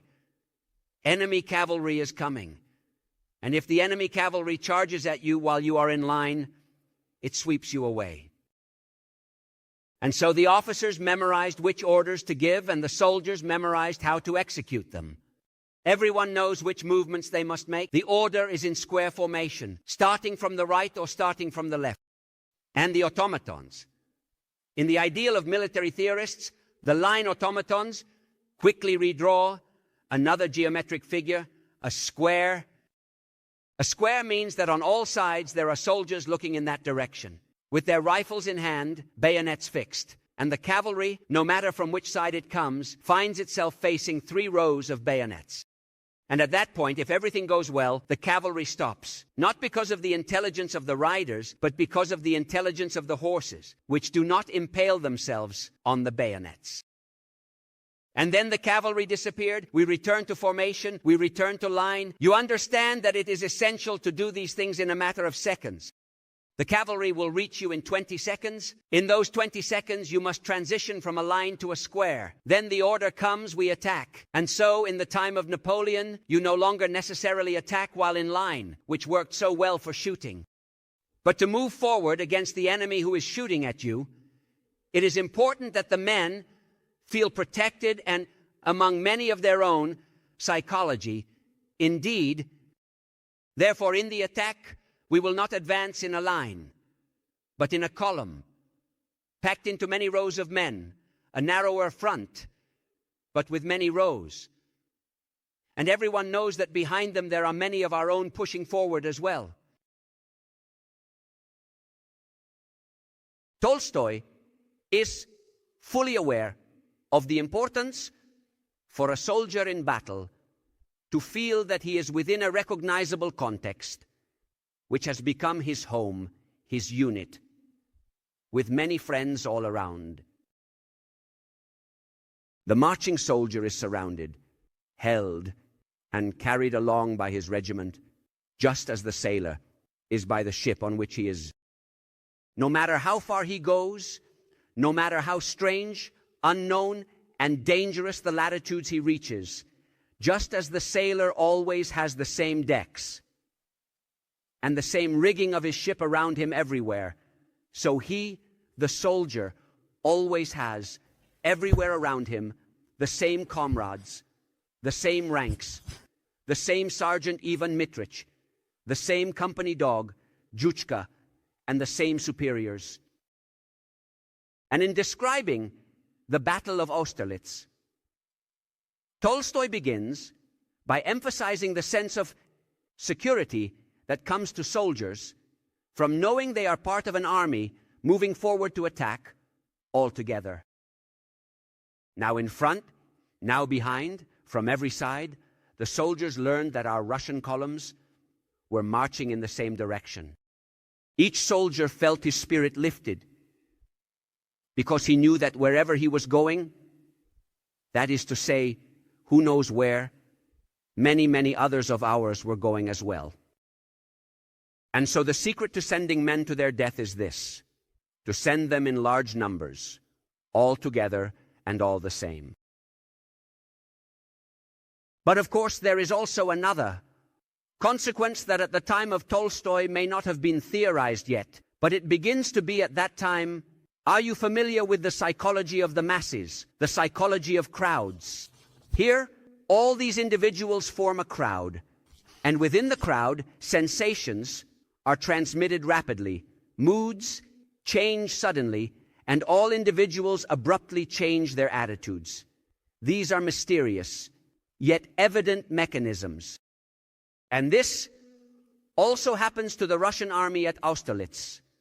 When things start to go wrong, uncertainty begins to spread through the ranks, followed by panic. The soldiers march cheerfully, as always when they go into battle, especially during an offensive. Note that Tolstoy clearly knows that his reader will furrow their brow and say, "But how?" cheerfully. Therefore, he clarifies that it is exactly so, and he knows it because he has seen it. But after marching for about an hour, still in thick fog, a large part of the troops had to stop, and the unwelcome awareness of the disorder and chaos that was unfolding ran through the ranks. It is very difficult to explain how this awareness spreads, but there is no doubt that it propagates with extraordinary certainty and extends rapidly, unnoticed and irresistible, like water in a ravine. On the margins of all this, I could also skip the little piece I'm about to make now, but in short, to be faithful to Tolstoy's attitude. At the Battle of Austerlitz, as you know, the Russians are not alone. They have their allies, the Austrians. That is, the Germans. And Tolstoy has no doubt that as soon as the feeling spreads among the Russian soldiers that something is not going right, the immediate reaction is, it's the Germans' fault. So much hurry to set off, and here we are, stuck in the middle of the countryside for no reason. Those damned Germans always causing confusion. Devils of rascals! Hey, damned Germans! They don't even know their own country, said another. Then a general passed by and shouted something angrily, but not in Russian. Tafala Fabara, what are you grumbling about? It makes no sense, said a soldier, mimicking the general who had walked away. I would shoot those cowards. Afterward, whether German or not, the Russian army at Austerlitz is attacked by surprise by the enemy where it did not expect it, from an unexpected direction. And it routs. The rout is like that water that rises, and at a certain point overflows. Suddenly, entire masses of men are seized by panic at the same moment. The infantry regiments, suddenly attacked in the forest, were fleeing from there, and the companies, confusing themselves with one another, were moving away in a disordered crowd. A soldier uttered a senseless word in his fear. That is terrible. In war, they have cut us off. And this word, along with a feeling of fear, was communicated to the entire mass. They have surrounded us. They have cut us off. We are lost, shouted the voices of the fleeing. The commander of the regiment, at the very moment he heard the gunshots and the screams behind him, understood that something terrible had happened to his regiment. What is something terrible? It is not the fact that the enemy attacks. Something terrible means that the regiment has turned into a fleeing crowd. All those people who have been trained, beaten into behaving, like automatons, like the parts of a mechanism, suddenly revert to being individuals that make up a crowd, thinking only of saving themselves and nothing else. There is no more training, no official orders, nothing. When a unit is in retreat, everyone flees, and for a long time, no one can stop them. And so, as you can see, war consists of the gamble, of bringing geometry into chaos, and chaos is always lurking. At any moment, chaos can explode. And in reality, the purpose of the fight is precisely this: to transform the enemy from a compact, organized, and geometric force into a frightened crowd that is fleeing. This is how battles are won. A battle is won when an increasing fraction of one of the two sides begins to waver, to sway, to take a few steps back, and then to flee. And that is the purpose of the fight. It is not to kill them all, the enemies you face. Killing people is just the quickest way to convince others to flee.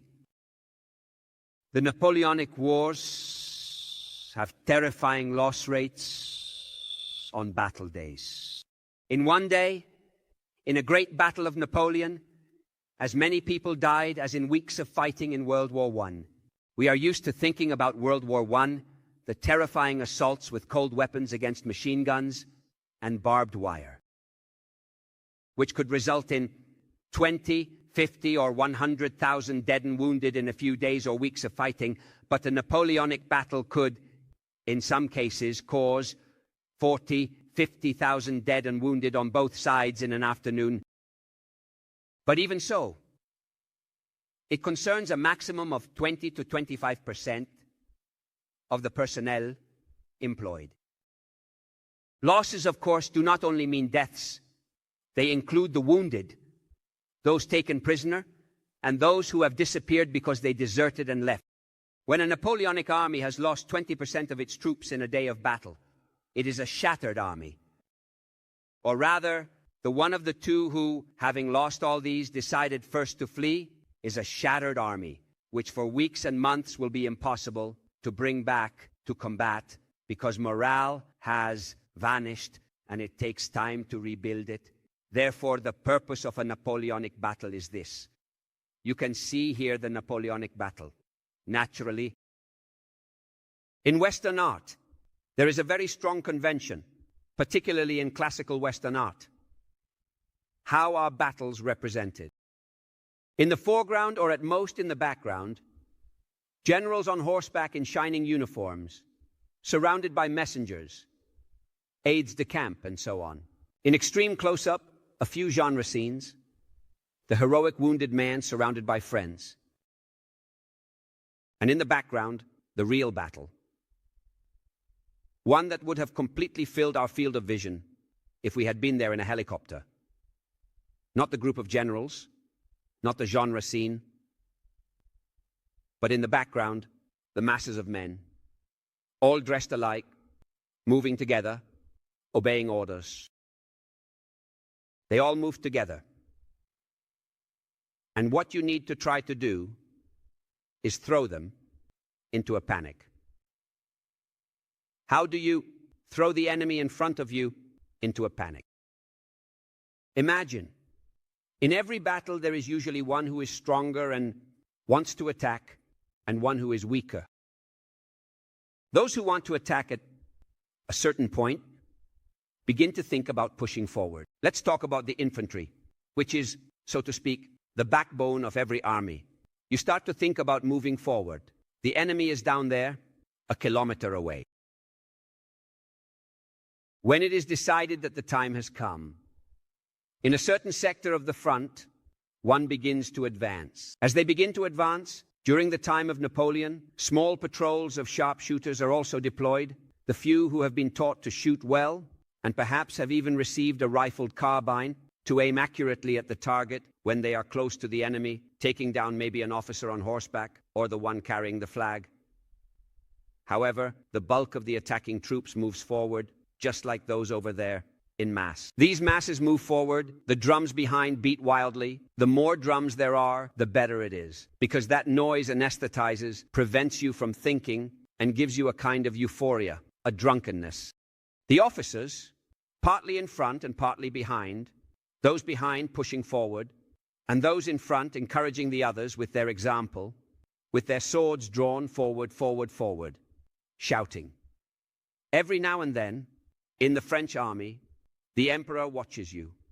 The emperor will reward the first to reach the enemy lines, more often according to the most sincere testimonies, cursing horrendously and shouting forward, for God's sake, forward, sons of bitches, forward.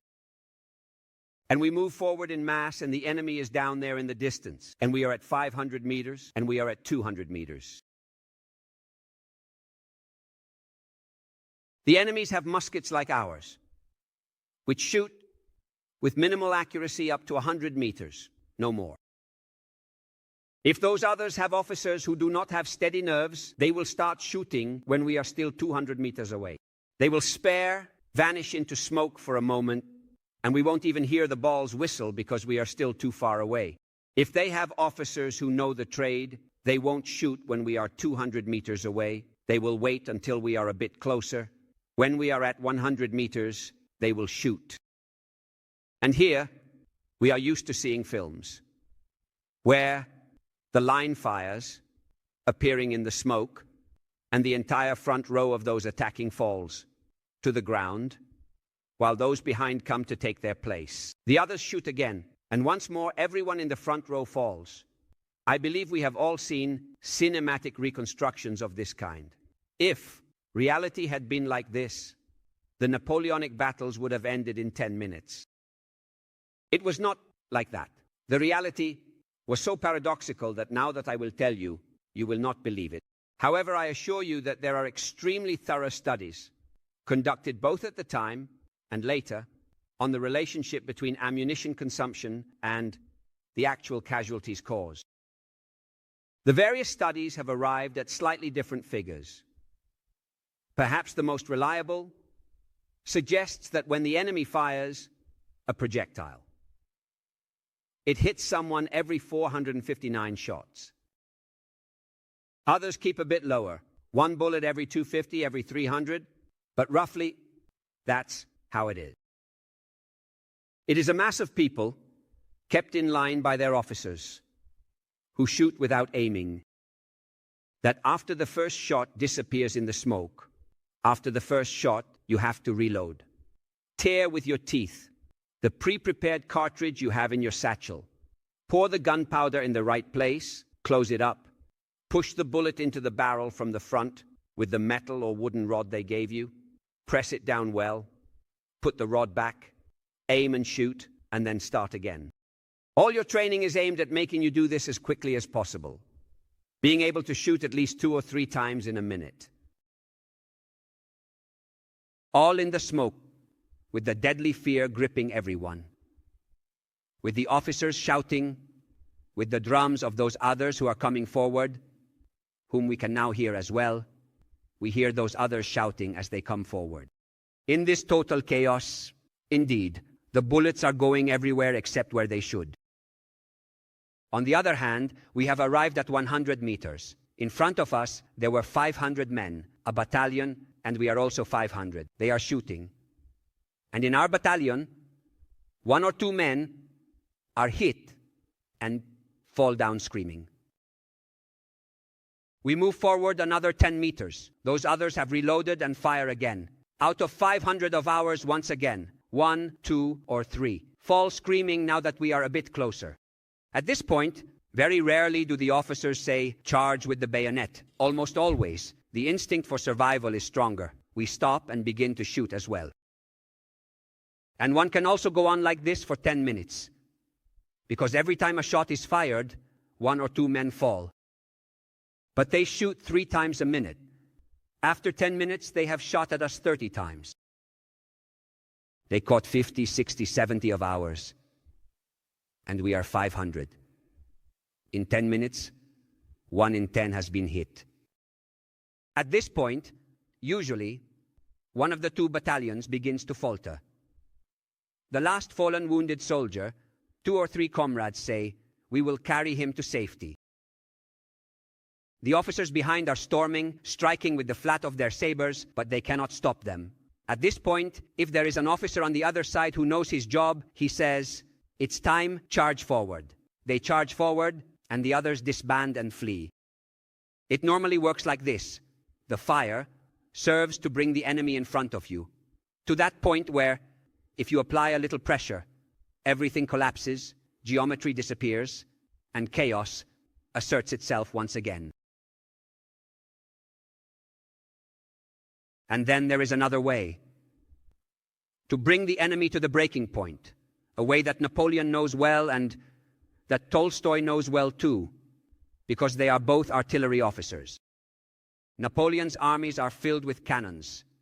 Cannons have been in use since the Renaissance, but it is only with Napoleon that they are fully integrated into the conduct of battle. Only with Napoleon are there abundant cannons, because there must be many. A single cannon does nothing. Only with Napoleon are there relatively fast cannons, pulled by many horses, that can be moved across the battlefield with minimal effort. Keep in mind that a cannon weighs a ton, and behind every cannon there are boxes loaded with ammunition, an endless number of horses, which during the fighting are hit, die, and after a while you can no longer move the cannons because you have lost the horses. However, there are so many cannons that they impact the battle. The main thing about the cannon is that if the musket hurts at 100 meters, the cannon hurts at a kilometer. And so, before sending in your infantry with the drums, the flags waving, and the officers dancing in front of the ranks, urging the men on and cursing, before doing that, you will have lined up your cannons and fired against the enemy long enough to begin bringing the enemy soldiers close to the breaking point. The cannons fire at a kilometer and can shoot either balls or grenades. The grenade is the most common. We also know it. It is the projectile of the future, the one that explodes. And in films set in the 18th or 19th century, you always see only those, because that's what the screenwriters have in mind. In reality, grenades are a bit rarer. The most common way to use the cannon is to fire a ball. The ball is a metal ball, made of lead or cast iron, that is fired from a kilometer away at these masses of stationary men, or even those who are advancing, if I am defending myself, but in general, Napoleon uses cannons to attack. Once the sector to be attacked is decided, it is bombarded for 1 hour, for 2 hours. An infinite number of cannonballs end up in the void. Some hit their target. When a cannonball strikes a deployed unit in multiple lines, in formation, the ball arrives, shattering the bodies, legs, arms, and heads of 2, 3, 4 men. And those who are lined up see the cannonballs coming because the speed is very low. There are testimonies from officers who say, at the Battle of Waterloo, for example, which I have studied a bit more closely, there are English officers who remained for hours under bombardment on the front line with the enemy cannons down there. Do you understand how it is? You are holding a position.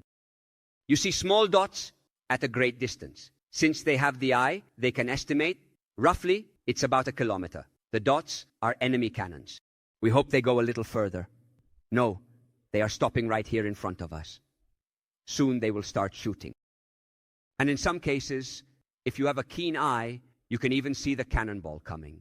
There is a young English officer at Waterloo, a very young officer, the standard bearer, standing with the flag, standing while all the soldiers are lying on the ground, because when the enemy bombards you, a sensible officer would make his men lie down or at least sit on the ground, hoping they present a smaller target, but the officers stand tall. Because they must die for the Tsar, as the colonel said, and set an example for the soldiers. That English officer recounts that at the Battle of Waterloo, he saw something whizzing through the tall wheat. And then when it came out of the field, it was coming right towards me. Then it fell at a certain distance and started to bounce and roll, because the cannonball, even though it is short, bounces and keeps coming forward. It was rolling towards me, looking like a ball, this boy says, so much so that I instinctively stretched out my foot to stop it. The sergeant pulled me away and said, "But don't you know, Mr. Standard Bearer, that the cannonball took his foot away? Because even if it seems as slow as a ball, it actually has such force that it shatters everything it touches." Tolstoy is an artillery officer, and artillery officers, like gunners in general, are technicians. They are people who know how to use a complex machine, sophisticated for the time, which requires calculations, mechanisms, and gears. And like all technicians, they are proud of their knowledge and enjoy doing their job. There is a passage in War and Peace where Tolstoy describes a situation that is not a battle. The Russians are retreating, but the enemy is getting a bit too close. At a certain point, there is a stationary battery, and it is decided to try firing a few shots to see if the enemy is already within range. "Well, let's see how far this goes, Captain," said the general, addressing an artilleryman. "Take a little break." "The crew at the guns," commanded the officer. After a moment, the artillerymen cheerfully rushed from their fires and loaded the cannons. "Number 1, the command was heard. Number 1 bravely recoiled. The cannon vibrated with a deafening metallic noise. The shell whistled over the heads of all our men who were lower down, and long before reaching the enemy, it revealed its landing point with smoke and exploded. The faces of the soldiers and officers brightened at that sound. Then Tolstoy also recounts what it means to be under cannon fire. Do you understand what that means? It means that you are there, standing still, your orders are to stay there, and the enemy is shooting at you. Again, these are not weapons like those of today. Today, if a regiment were to remain under the fire of an artillery battery for a few minutes, it would be wiped out. Back then, it was not the same. If you are lucky, 99% of the shots fall, too short or too long, but every now and then one hits, and you might have to stay there for hours. This is what happens to Prince Andrei at the Battle of Borodino. Prince Andrei's regiment was among the reserves that remained inactive behind Semyonovskoye under heavy artillery fire until around 2 o'clock. By 2 o'clock, the regiment, which had already lost more than 200 men,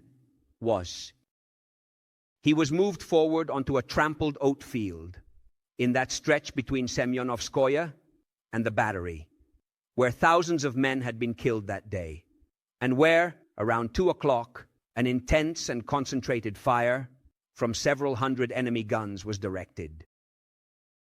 Without moving from that spot and without firing a single shot, the regiment lost another third of its men there.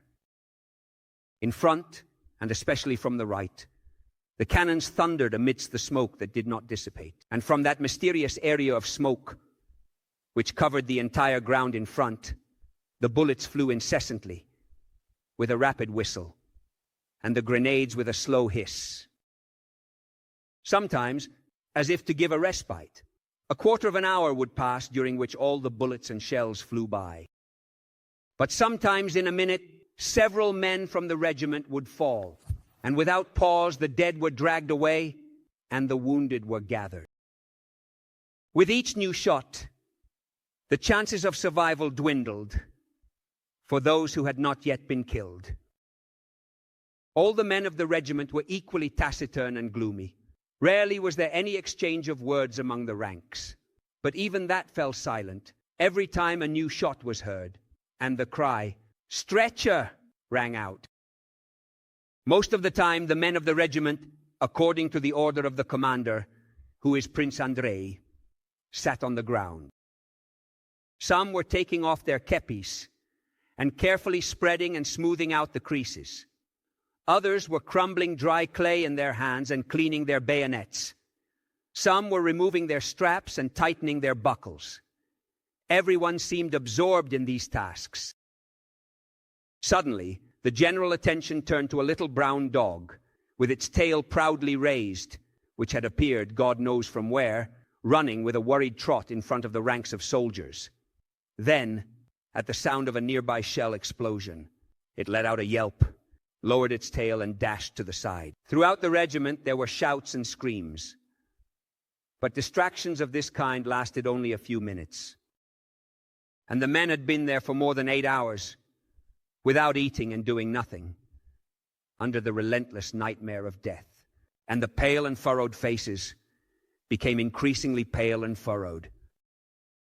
Prince Andrei, like all the men of his regiment, frowning and pale, walked back and forth across the meadow that bordered the oat field from one end to the other, with his hands behind his back and his head down.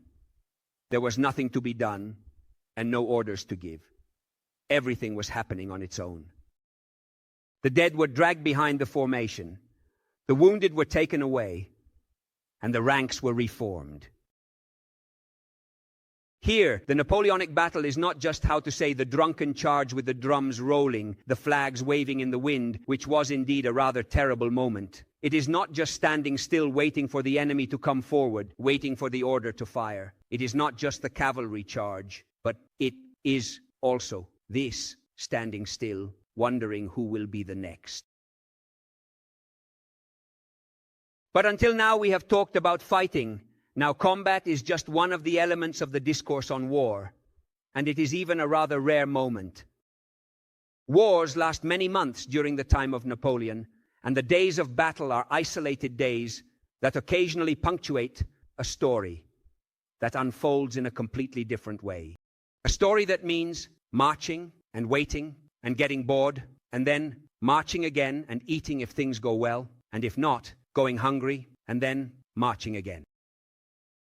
Marching is essential because wars are won by getting your troops to where you want them to be, faster than the enemy, bringing more people than they can bring there, predicting where the enemy wants to go, and arriving there before them. Napoleon's soldiers joked, saying, "The emperor doesn't win battles with our arms, he wins them with our legs." And it was quite true. The speed of movement, the precision of the orders that indicate which road to take and where to arrive is one of the secrets of Napoleon's victory, of Napoleon's victories. But on the other side, even from the Russians' perspective, war means marching, especially on the side of the Russians. Because we are telling, at the beginning we told about the Battle of St. Graben, in St. Graben. Tolstoy recounts the Battle of Austerlitz. We are between Austria and the Czech Republic, and the Russian army has arrived there on foot from Russia.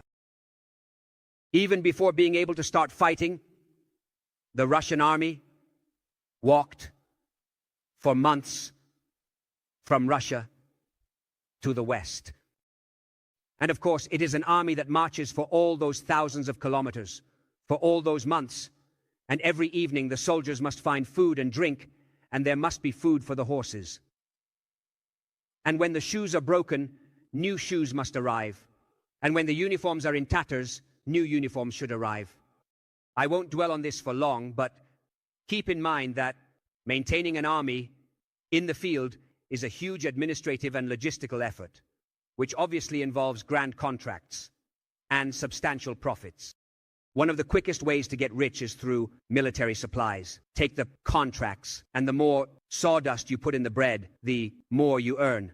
Of course, the contracts are always underbid, so the more cardboard you put in the soles of the shoes, the more you profit. After that, the organization of the state must send all this third-rate stuff to the soldiers and ensure that they do not starve and do not remain barefoot. The story speaks of this.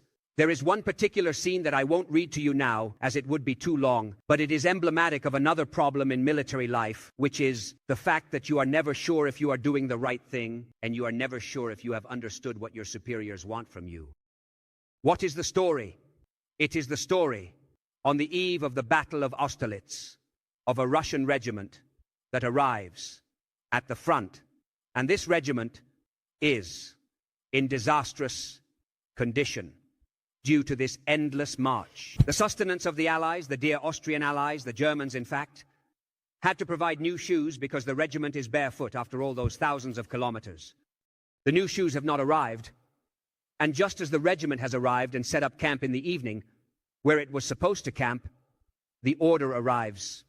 Tomorrow morning, the commander-in-chief, Kutuzov, wants to review you. At this point, the colonel of the regiment gathers the officers, and they discuss what we should do. Should we present ourselves as we are, or should we present ourselves in full uniform? Because every soldier has, so to speak, polish and all, the spare parts, the luxury uniform, everything in their backpack. And the company commander's council decides, no, if the commander-in-chief comes to review us, we should present ourselves in full uniform. And throughout the night, the soldiers, exhausted from fatigue, are there cleaning, polishing, and organizing every single piece of equipment. The morning after, the regiment seems to have just come out of Petersburg, sparkling with gold and decorations. The only thing they couldn't manage to fix is the shoes. The shoes are in tatters, and there is no way to get new ones. Therefore, the colonel is very worried. General Kutuzov arrives accompanied by the Austrian generals, reviews the ranks, and continues to point out to the Austrian generals the tattered shoes of the soldiers and the poor condition of the troops. The colonel is extremely distressed. Then, fortunately, the commander-in-chief leaves without making any criticism. What the colonel did not know was that Kutuzov wanted to show the regiment to the Austrian allies to demonstrate that the Russian troops were in disastrous condition and could not possibly face combat. It was necessary to retreat and rest for a long time before fighting. Therefore, Kutuzov desired the regiment to be in the worst possible state. But the colonel could not guess it. Fortunately, there were the shoes, so at least on that front. And the shoes were indeed the result of the army marching for months on foot along the terrible roads of Russia and Central Europe. War is therefore marching, toil, journey roads. War is hunger, because the supplies that are supposed to arrive, besides always being of third quality, often do not arrive. Hunger and disease are actually the real reasons why most soldiers die or end up in the hospital during war. In all the wars of this era, in the Napoleonic Wars as well as in the American Civil War, when we now have statistics, and the statistics are terrifying, but even still in World War I, which was also so destructive, out of 600,000 deaths that the Italian army suffered, it is estimated that at least 100,000 were due to disease. In the Napoleonic Wars or the American Civil War, the ratio is reversed. The majority of those who die in war die from disease. The Pavlograd Regiment and the Hussars Regiment, in which Nikolai Rostov serves, one of the protagonists of the young generation in the novel. The Pavlograd Regiment had only 2 wounded in the clashes, but due to starvation and diseases, it lost almost half of its men.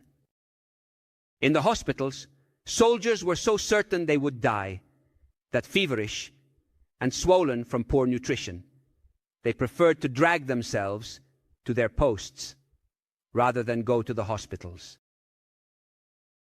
For more than a week, the last remaining biscuit had been rationed, and only half a pound was given per person, while the potatoes sent with the last convoy were frozen and sprouted. The horses had been feeding only on the straw from the roofs of the houses for more than a week. They were horrifically thin and still covered in their matted winter coats. This also means another thing. It means that an army on the move plunders all the territory it passes through. It is inevitable and impossible to prevent it. There may be draconian orders, but the soldiers take everything away wherever they go. They enter the hen houses, take away the chickens, and kill the livestock. Generally, the peasants leave when an army approaches, and all the more, the soldiers enter the houses, tear down the window carvings and doors to light a fire on the floor, and take away everything that the peasants may have forgotten. This is done systematically, even if no one wants it, in the sense that this is a civilized era, in which civilians are respected, in which absolutely no commander would dream of organizing reprisals against civilians unless they shoot at you first, in which the war is a war fought by those in uniform, and there are, how shall I put it, none of those horrifying atrocities that will instead characterize the wars of the 20th century. Certainly there are peasant uprisings and then reprisals, executions, But overall, it is a world that deludes itself into thinking it can wage war in a civilized manner. But when an army arrives, everyone flees anyway. And here, Tolstoy begins to introduce a theme that is extremely dear to him, with which I would like to conclude. This lesson, it is the theme of what generals should do. Tolstoy has very unique and particular ideas about this. To summarize them, and then we will see a bit more in detail. Tolstoy's idea is that the less a general intervenes, the better it is. Because war is total chaos, no one can understand anything about it, and no one can master it. The good general is the one who goes along with things and lets them take their course. And so, staging at one point the campaign of 1812, he presents a vignette in which Kutuzov, once again the commander-in-chief, listens to the reports of his officers. He listens while dozing off. At one point, he actually falls asleep. Tolstoy is very pleased.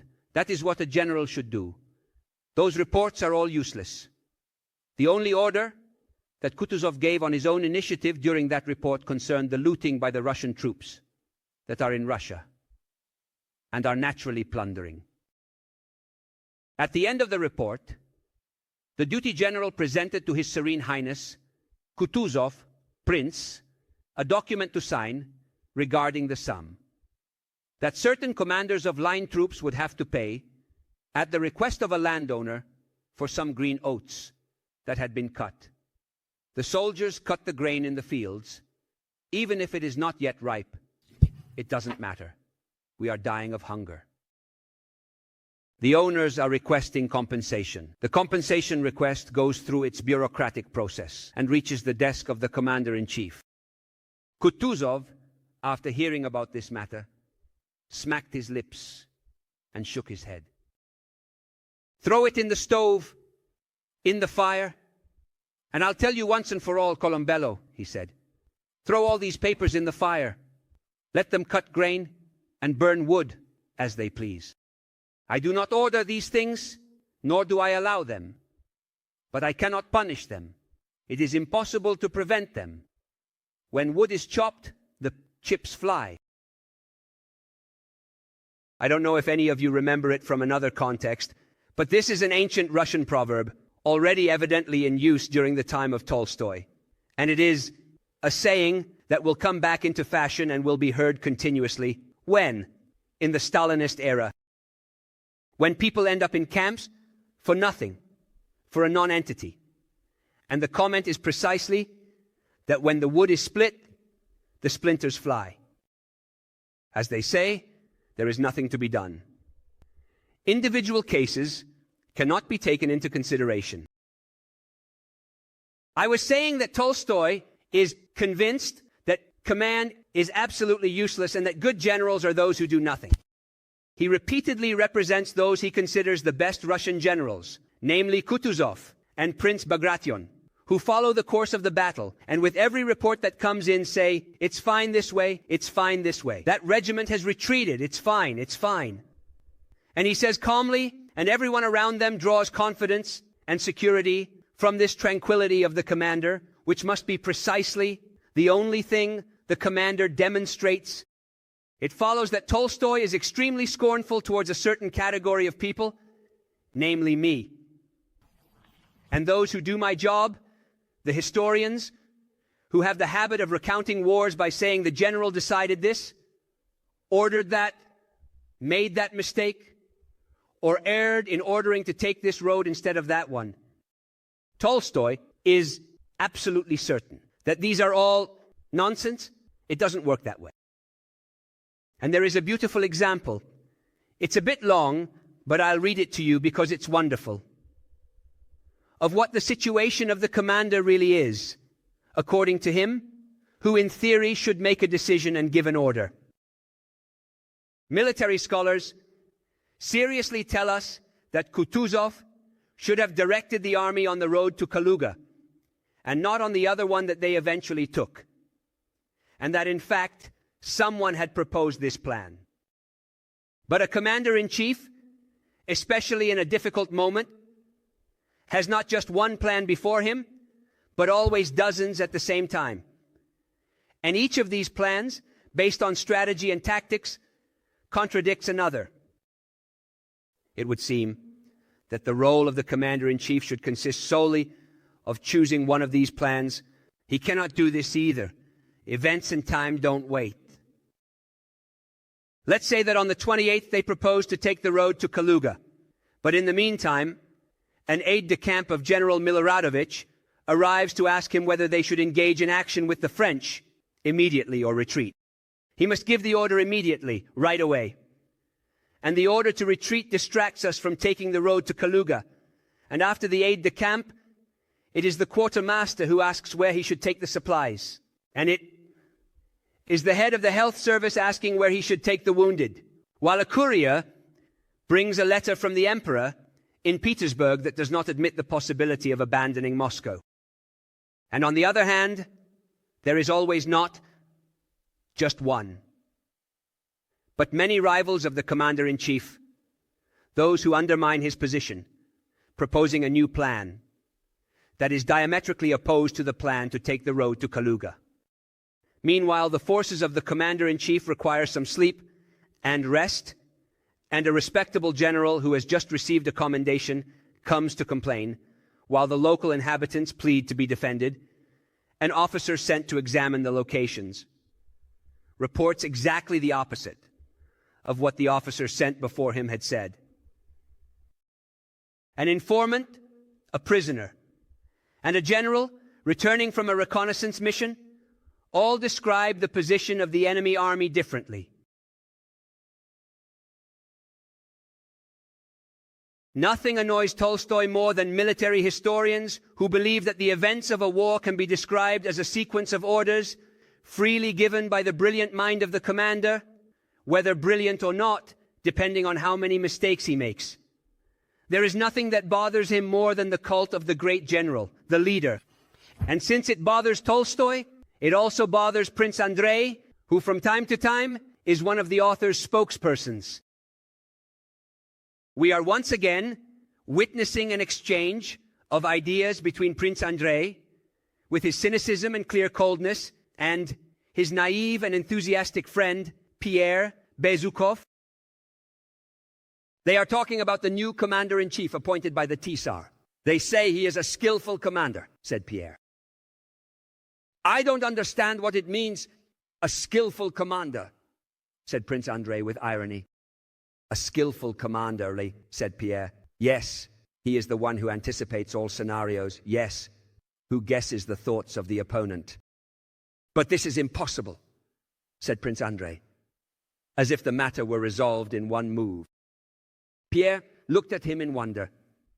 Yet it is said, he replied, that war is similar to the game of chess.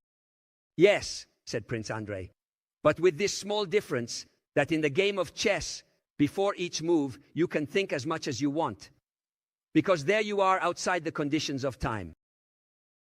They still did not use clocks from the World Chess Championships, evidently, and still with this difference that the knight is always stronger than the pawn, and that two pawns are always stronger than one. In war, a battalion is sometimes stronger than a division, and sometimes weaker than a company. The relative strength of the troops cannot be known by anyone. This is again the discussion of morale. The morale of men is what decides whether 1,000 will flee before 100 or not. It is what determines who runs away first. And this thing cannot be known until you see it happen. At least this is what Tolstoy is convinced of. And so there is no science of war. There is no possible reasoning about war. There is no possible description of war that is not the description of an incomprehensible chaos where things happen because they happen as a result of a sum of chaotic forces that no one masters. Well understood. I am not far from the support that you exaggerate. However, here I am recounting what he thought and what he writes in War and Peace. And he writes this in War and Peace. Naturally, this also implies a special satisfaction for a Russian because the great experts of the science of war are the Germans. And so, all the more reason for Tolstoy to take pleasure in describing these absurd Germans. There is the great scene of the War Council before the Battle of Austerlitz. Where Kutuzov sleeps, the other Russian generals look around impatiently. And a German Austrian general reads, in German, the complicated order of operations that has been established to ensure that each individual unit executes the prescribed orders exactly. To be even more unpleasant, Tolstoy puts it in German. The agenda, half a page. The first column marches, the second column marches, etc., etc. While everyone around sleeps, looks at each other, taps their fingers, waits, looks at the clock, waiting for it to end. Napoleon would have partially agreed. Of course, Napoleon did not agree that there was no great general. The great general is the one who guesses before others, the one who observes and deduces where they are weaker, where they are beginning to falter. At that point, if we force there, everything collapses. This was Napoleon's genius. The rest was organization, hard work, working on the maps with the compass, the tables, the clock, the compass, reasoning about everything, the movements, the shifts, the timing. But then there was the eye for detail. Napoleon, however, would have agreed that it is useless to make complicated plans before the battle. There is, he will say, no plan that withstands 10 minutes after encountering the enemy. The war of the rest is one of those situations. There aren't many at that level. Perhaps in today's economic life, there are some similar situations. But I don't believe at that level. War is the human activity in which you try to do something. And in front of you is someone whose only purpose in life is to prevent you from doing it. And so it is useless to plan. When asked how battle plans are made, Napoleon would respond, well, we engage, then we see. You start, and then you see. All of this, of course, and I apologize for keeping you so long, also implies a judgment, as I have already mentioned. But let's reiterate on the work of the historian. Beyond the disdain that Tolstoy has for the category of military historians, it is undeniable that he understood one thing very well. The testimonies of those who were there, which are one of the foundations of our work, and the reconstruction of events, are always unreliable. Here we see none other than Nikolai Rostov, who, after his first skirmish, Schöngraben, the battle with which we began, also participates in a fight against the enemy cavalry, and then, of course, recounts it afterwards. He recounted his action at Schöngraben, just as those who participated in a battle usually tell their stories, that is, how they would have liked it to have gone, how they heard it from other narrators, how it is more beautiful to tell, but not at all how it actually was.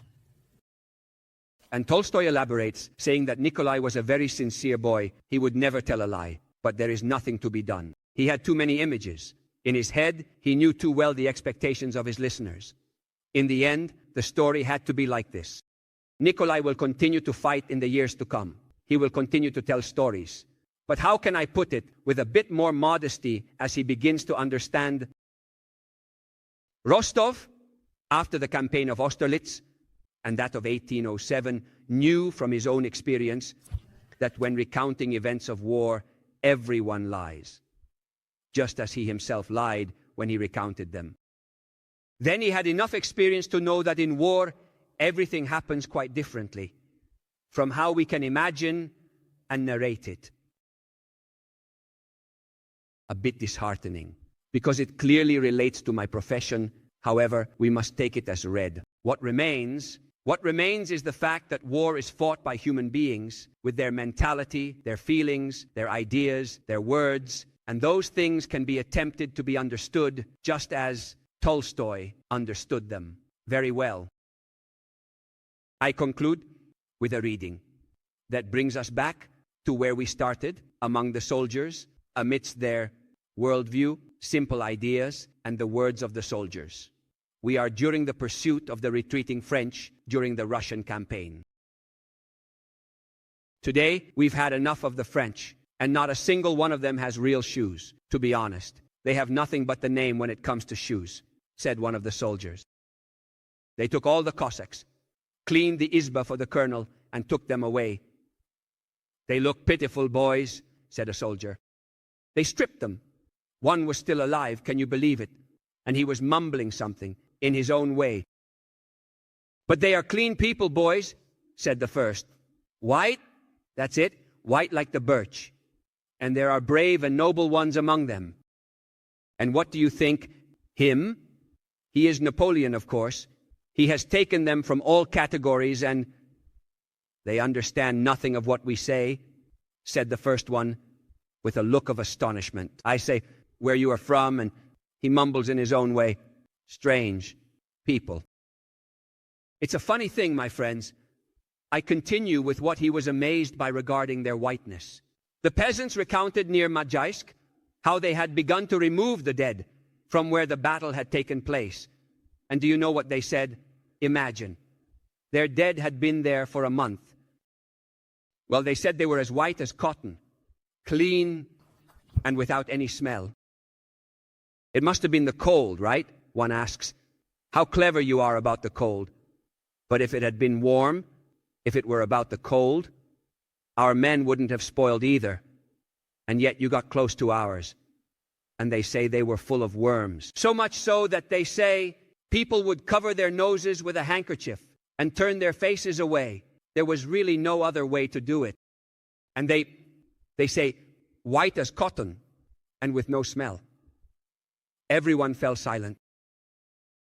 It must be because of the food, said the sergeant. They were eating like lords. No one objected. That peasant over there was saying it in Majaisk, where the battle took place, who sent men from 10 villages and for 20 days carried away the dead. But they did not take them all away. It was a real battle, said an old soldier. There was much to tell, but afterwards, it was only to torment the people. Really, uncle, the day before yesterday we attacked them. Well, they don't wait for us to get to them. They immediately throw away their rifles and kneel down, saying pardon. This is an authentic and well-confirmed detail. In combat, others come at you and kill you with a bayonet thrust or a saber slash. But if someone surrenders, as a general rule, good habits require sparing them. The normal way to surrender in Napoleon's battles is not so much to raise one's hands as to drop to one's knees and shout pardon, which is a technical term meaning thank you, for those who surrender. Here is just one example. They say that Platov, the legendary ataman of the Cossacks, captured Napoleon twice, but he did not know the magic word. He has taken it, but behold, in his hands it becomes a bird. It flies away, and there is no way to kill it either. You're good at spinning tales, Kiselyov. But what tales? It's the plain truth. If I could have done it my way, after capturing him, I would have buried him with a tremolo pole. In Slavic culture, are you familiar with the idea of the vampire, the living dead who returns, and that to eliminate it definitively, one must stake it through the heart? Here is Napoleon, or Polion as the soldiers say, just like a kind of vampire. How many people have been ruined? We will finish it anyway. And he won't escape, said the old soldier while yawning. The conversation ended, and the soldiers settled down to sleep. Look at how many stars there are, and how they twinkle. It looks like the women have hung out the laundry, said a soldier, admiring the Milky Way. This means, guys, that the harvest will be good. Thank you.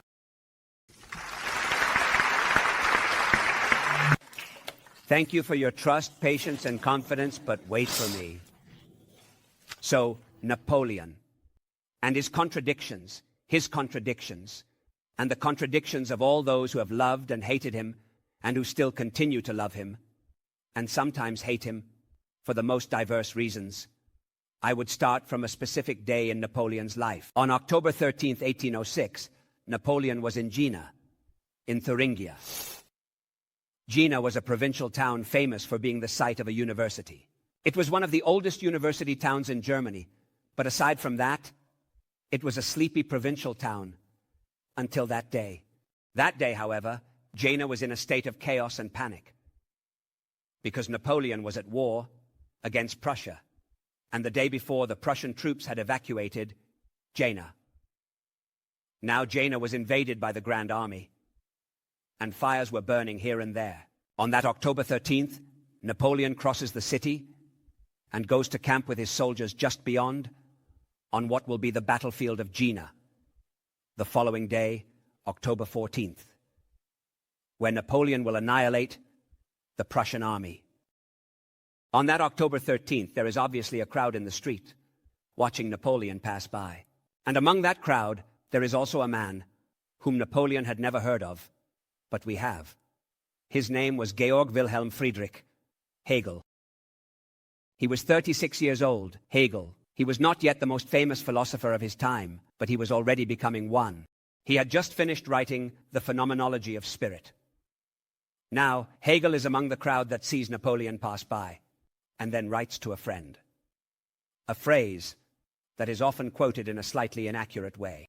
It is usually said that Hegel writes to a friend that he saw the spirit of the world on horseback that day. In fact, the exact phrase is this: the emperor, this soul of the world, Weltziel. I saw him riding through the city to go on reconnaissance. In truth, it is a wonderful feeling to see such an individual who, here, concentrated in one point, sitting on a horse, radiates over the world and dominates it. Hegel is also a controversial figure.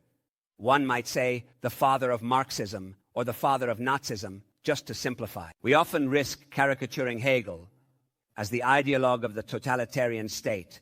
In fact, he was also a man who, on July 14th, the day of the storming of the Bastille, always continued to toast in honor of the revolution. And on that day, it is difficult to say whether it is rather admiration for a Napoleon who embodies the revolution, but perhaps even more so. Napoleon embodies what Hegel has always sought, the sense of history, the idea that there is a unity, an absolute to be conquered, a unified purpose of history. Hegel will always be in search of this thing, and on that day, October 13th, 1806, he believes he sees it in that horseman, who at that moment is for him the soul of the world. He is the same man whom the Germans in their war of liberation a few years later will hate and drive out as a tyrant. And from then on, one has never stopped adoring Napoleon as the hero of the new world, admiring him as the man who at a certain point took history into his own hands and changed its direction, or hating him as the parvenu, as the bloodthirsty militarist, violent, executioner of rebels, plunderer of works of art. Whenever I happen to talk about Napoleon, I also receive letters that say, but don't forget what Napoleon did. For us Venetians, for example, from Veneto.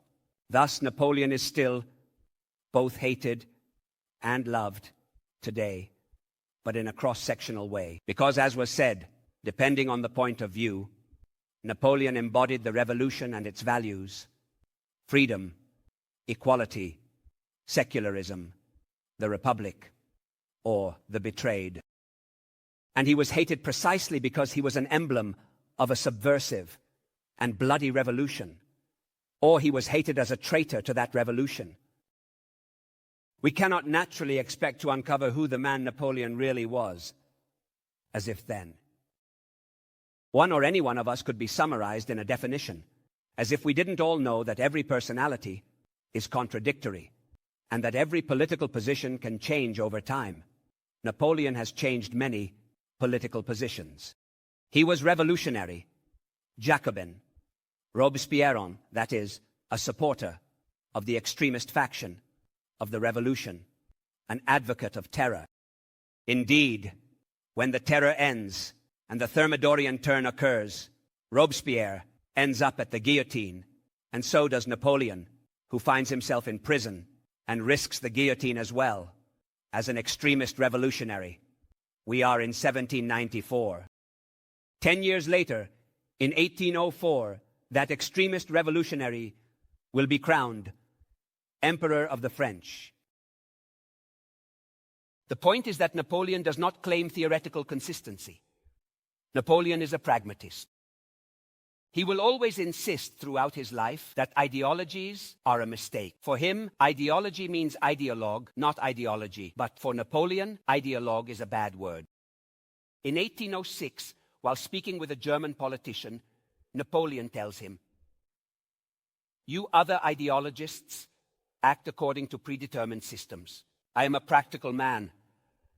I grasp events and push them as far as they can go." I believe that in this extreme pragmatism of Napoleon, there is also the fact that he is primarily a military man, a man of war, who knows war very well and understands that in war one cannot act according to a system. Another quote from Napoleon: "Woe to the general who enters the field armed with a system. In war, one must go without prejudices, without plans." Sometimes they ask Napoleon, "How do you make a battle plan?" Napoleon laughs. "You start and then you see. On s'engage, puis on voit, word for word." So this pragmatic man brings the same pragmatism into politics. He was an extremist revolutionary, a terrorist, ended up in prison, and narrowly escaped the guillotine. However, he was later rehabilitated because the new government, after Thermidor, also needed military personnel. This military man has a very rapid career because he is very skilled at his job. And this career culminates with the Italian campaign of 1796 to 97, a series of astounding victories for which the name, not yet of Napoleon, but of a good part, is on everyone's lips in France, in Europe. Now, this young military man, at the peak of success, immediately understands that the next opportunity is not military, but political. He understands that in France everyone is tired. They are tired of the disorder, the uncertainty, and the continuous changes in government. They are tired of the disputes between the parties. They are also tired of the guillotine, meaning that those who engage in politics risk their lives. And Napoleon senses that the people in France are yearning for a solution. And the solution could be the strong man who has the army behind him and the glory of victories. Napoleon has very clear ideas about this. He is still in Italy in 97 and is already writing. France needs a leader who has become illustrious for glory and not for government theories, phrases, or speeches from ideologists that the French do not understand at all. Today, we would call him a populist. He is an extremely pragmatic populist who, based on this insight, decides to move forward. It takes him 2 years. 2 years pass from when he writes these lines in 97 to when the 18th of Brumaire in 99 carries out the coup d'etat. Or rather, not just him alone. The Bonaparte brothers carry out the coup, as the role of his brother Luciano is fundamental. Luciano, who is then the president of the Assembly, the Council of 500, president of that parliamentary assembly, which his brother Napoleon on that day will disperse with the grenadiers, forcibly throwing the deputies out of the hall. Luciano is the smartest of Napoleon's brothers, and indeed it is no coincidence that he is the one whom Napoleon will end up distancing himself from, setting aside because he is the only one who could overshadow him. And so on the 18th of Brumaire in 1799, the Bonaparte brothers overthrow the Directory regime with a bloodless military coup, and Napoleon becomes first consul. Public opinion is satisfied. France wants stability, peace, and security. Almost everyone agrees that it is time to end the revolution. And the politicians who support Bonaparte, who is naturally becoming Napoleon, do not tire of explaining to public opinion what the coup d'etat of Brumaire means. All the gains of the revolution are guaranteed. However, enough with the permanent revolution. And you can hear what kind of speeches Napoleon's supporters are making to public opinion. We will have the Republic, one and indivisible, freedom and equality. The representative system, the security and freedom of individuals and property, the freedom of the press, trade and industry, the reduction of expenses, and the decrease of taxes. It has been 220 years, and the basic political program of public opinion in the major Western countries, for better or for worse, continues to be that. We want all of this, but we no longer want the revolution.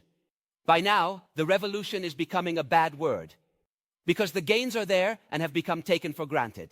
And when we think of the revolution, we remember the guillotine, and we remember anarchy.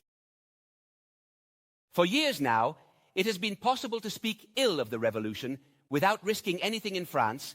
Napoleon himself, already in January 1797, in Italy, writing to the Cispadane Congress, from which the Cispadane Republic will emerge, promises Italy that the French have come to bring freedom to the Italians without the revolution and its crimes. Does that mean the revolution was wrong? Of course not. At this point, it becomes very difficult to find consistency. Napoleon has never been concerned with consistency in his public statements. Napoleon is not a deep thinker.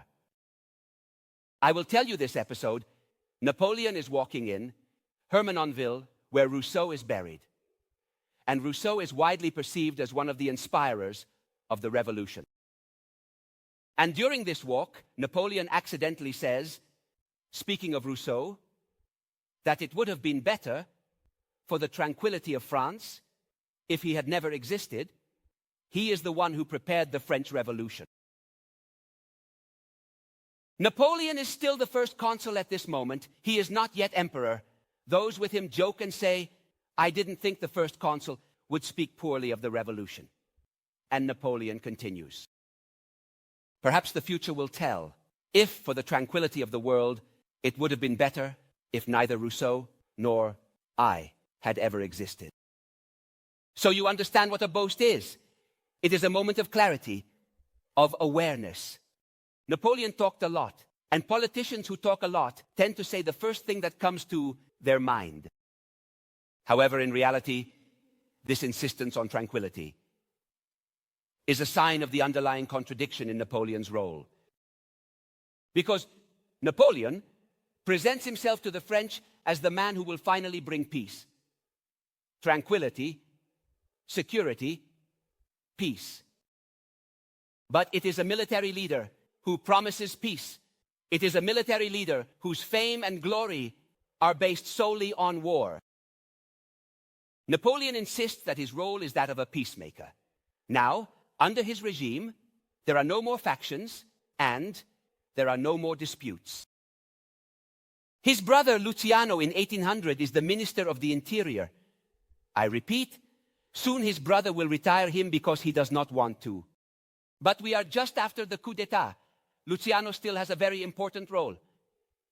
And in 1800, the year of Marengo, Luciano declares in a speech in Paris, here is the meaning of 18 Brumaire. The divisions have disappeared. Everything that is biased hides. Everything that is French manifests. Anyone who loves the glory of the homeland is welcomed and protected.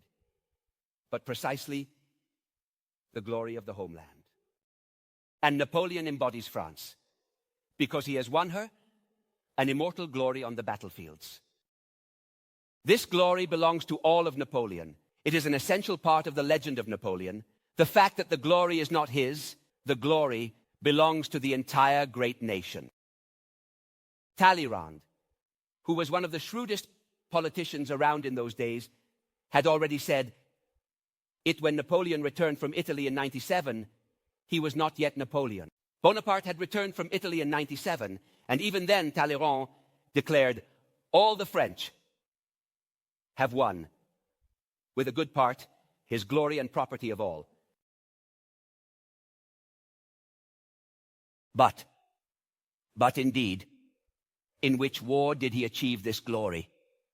He achieved it in the Revolutionary War, in the war desired by Robespierre for the expansion of the revolution. The wars are no longer what they were in the early years of the revolution, when France was invaded and had to defend itself against the Prussian and Austrian armies that wanted to restore the king to the throne. The wars in which the star of good part shines are expansionist wars to export the revolution.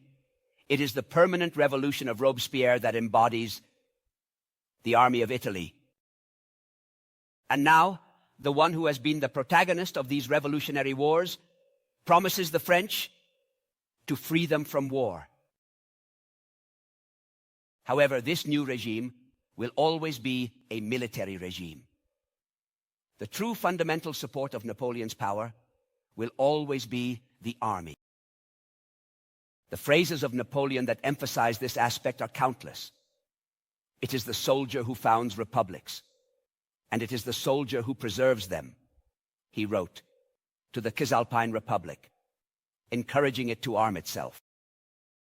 Then perhaps one of the most famous among Napoleon's famous phrases, revolution is an idea that has found bayonets. The coup of Brumaire is a military coup, not only because the grenadiers clear the chamber and throw out the deputies, but because there is a military class behind it that can no longer stand being at the mercy of politicians. For years, you see, the military responded to the revolutionary government and did so with their heads, because during the years of terror, generals who failed ended up at the guillotine. And after a while, the generals could take no more. If one goes to see what Napoleon wrote during the Italian campaign, as you can see, it is a treasure trove of phrases that clearly betray his vision. For example, a letter to Paris from Italy by General Bonaparte states that the time when cowardly lawyers and miserable gossipers had soldiers guillotined is over. And if you force them, the soldiers of Italy will arrive in Paris with their general. And so, Napoleon will not need to march on Paris with the army of Italy. But this march on Paris is effectively realized with the coup of Brumaire. It obviously reminds us of another march on another capital. It reminds us of Mussolini. He was reminded of Julius Caesar. That was the precedent for them. Julius Caesar crossing the Rubicon to sweep away a corrupt political class from Rome and take power. And Julius Caesar is the model to which Napoleon will compare himself throughout his life in the memoirs of Saint Helena. I am quoting both excerpts from letters and speeches by Napoleon during his career. And now, however, let us quote a passage from his memories of when it all ended. The memoirs of Saint Helena are this. What did Napoleon learn? What does he remember? He hasn't learned much, to tell the truth, from having failed. What is remembered is that at a certain point he took power in France, as Julius Caesar had done. And that coup d'etat, he says, was a sublime undertaking. Because, as they say, Caesar was at the head of a great army. He was already one of the most important politicians in Rome. Another comparison you make is with Alexander the Great. He was also a king, the son of a king. But listen to how Napoleon describes his coup d'etat at St. Helena. He is a simple citizen whose name was unknown to everyone 3 months earlier, and that he had no other allies but a few victories, his fame, and the awareness of his genius. Dared to plan to single-handedly take on the destinies of 30 million men, to save them from disasters, from discord, to take the helm of the state, and all this without shedding a drop of blood. Undoubtedly, it is a gigantic and sublime undertaking, for which one would search in vain for a comparison in human chronicles. In St. Helena, Napoleon recalls his coup d'etat as a gigantic and sublime undertaking. In short, he is the prototype of all coup plotters. And who is with him? Only the army is enthusiastic. The rest of the population is somewhat watching. One of Napoleon's great adversaries, Madame de Staël, goes into exile just as Napoleon takes power. Madame de Staël will later say, "In my opinion, the French people have never truly loved Napoleon. They certainly didn't love him at first. They didn't love him, but they preferred him. He has always positioned himself in competition with another fear, to have his power accepted as the lesser evil. And yet, the problem is that the promise to bring peace to the French is flawed from the start, because this man of war needs war to continuously feed his image and his glory. Madame de Staël senses this very well again. He can only live in agitation. He can breathe freely only in a volcanic atmosphere. All his interests advised him towards war, and so the man who promised the French peace will lead France through 15 years of almost uninterrupted and ultimately catastrophic wars.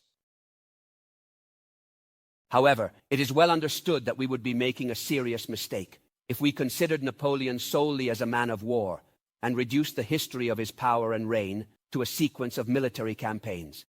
Napoleon is an enormously active and enterprising politician who has an extremely clear vision of what he wants to achieve. And for the most part, he accomplishes it. The revolution is over. The terror is over. Its excesses will never be repeated. Napoleon abolishes the celebration of January 21st, which was the anniversary of the execution of Louis XVI. For this reason, he also abolishes the celebration of July 14th and the capture of the Bastille. It will only be after 1848 that France will return to celebrating July 14th.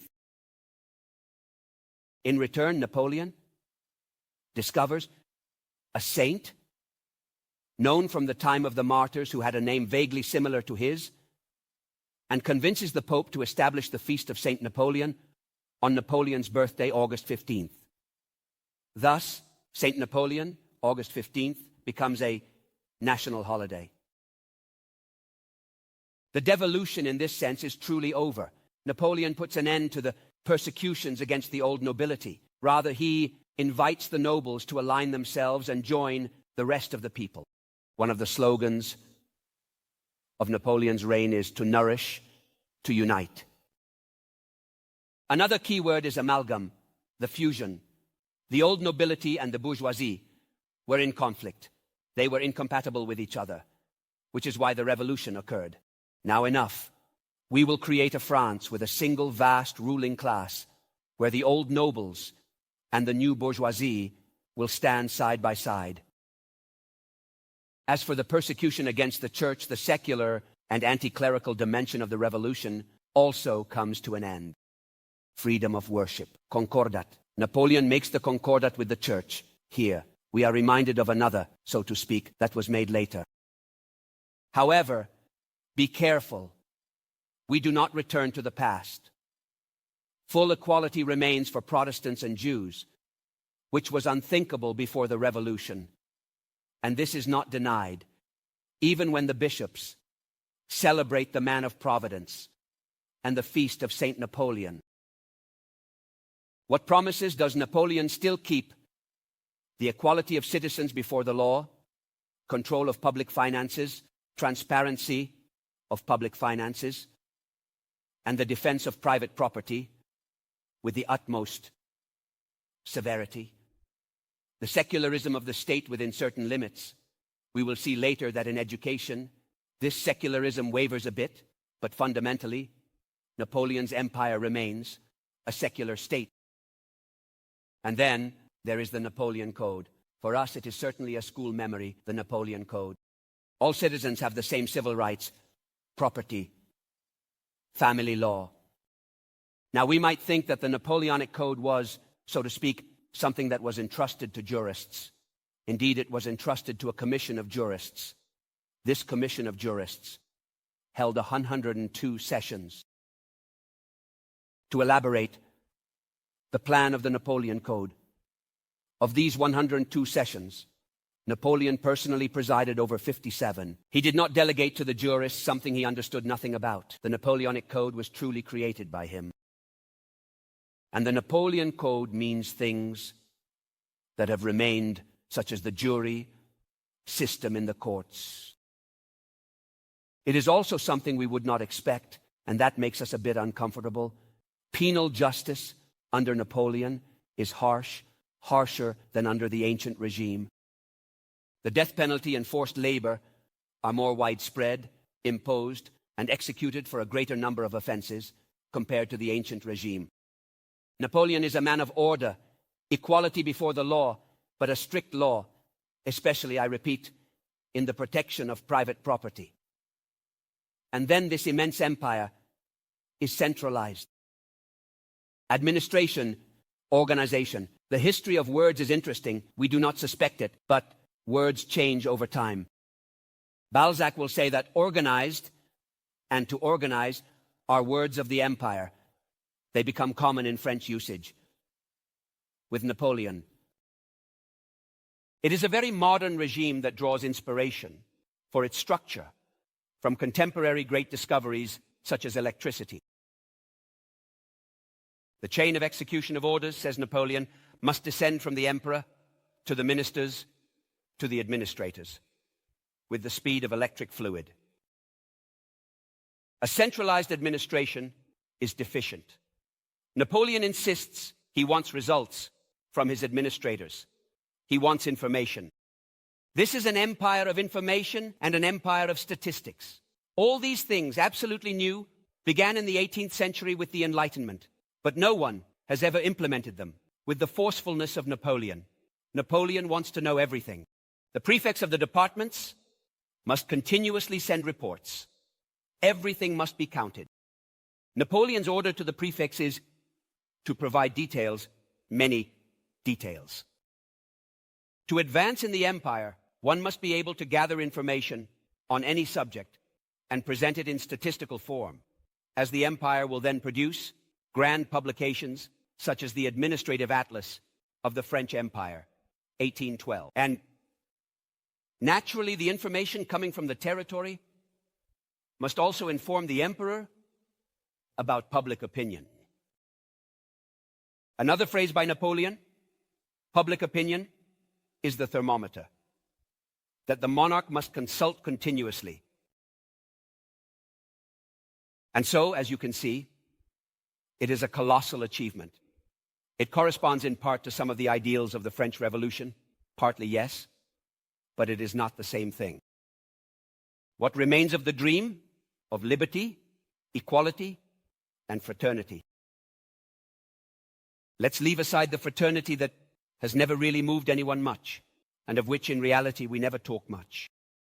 Liberty and equality exist in Napoleon's empire, but they have become the same thing. They are the rule of law, freedom, and freedom from abuses, injustices, and privileges. Equality is equality before the law. We would be greatly mistaken if we thought that liberté in Napoleon's empire also means political freedom. It does not. There are no parties. Free discussion is not allowed. There is no freedom of the press. The government controls the newspapers. There is no freedom of association, let alone the right to strike.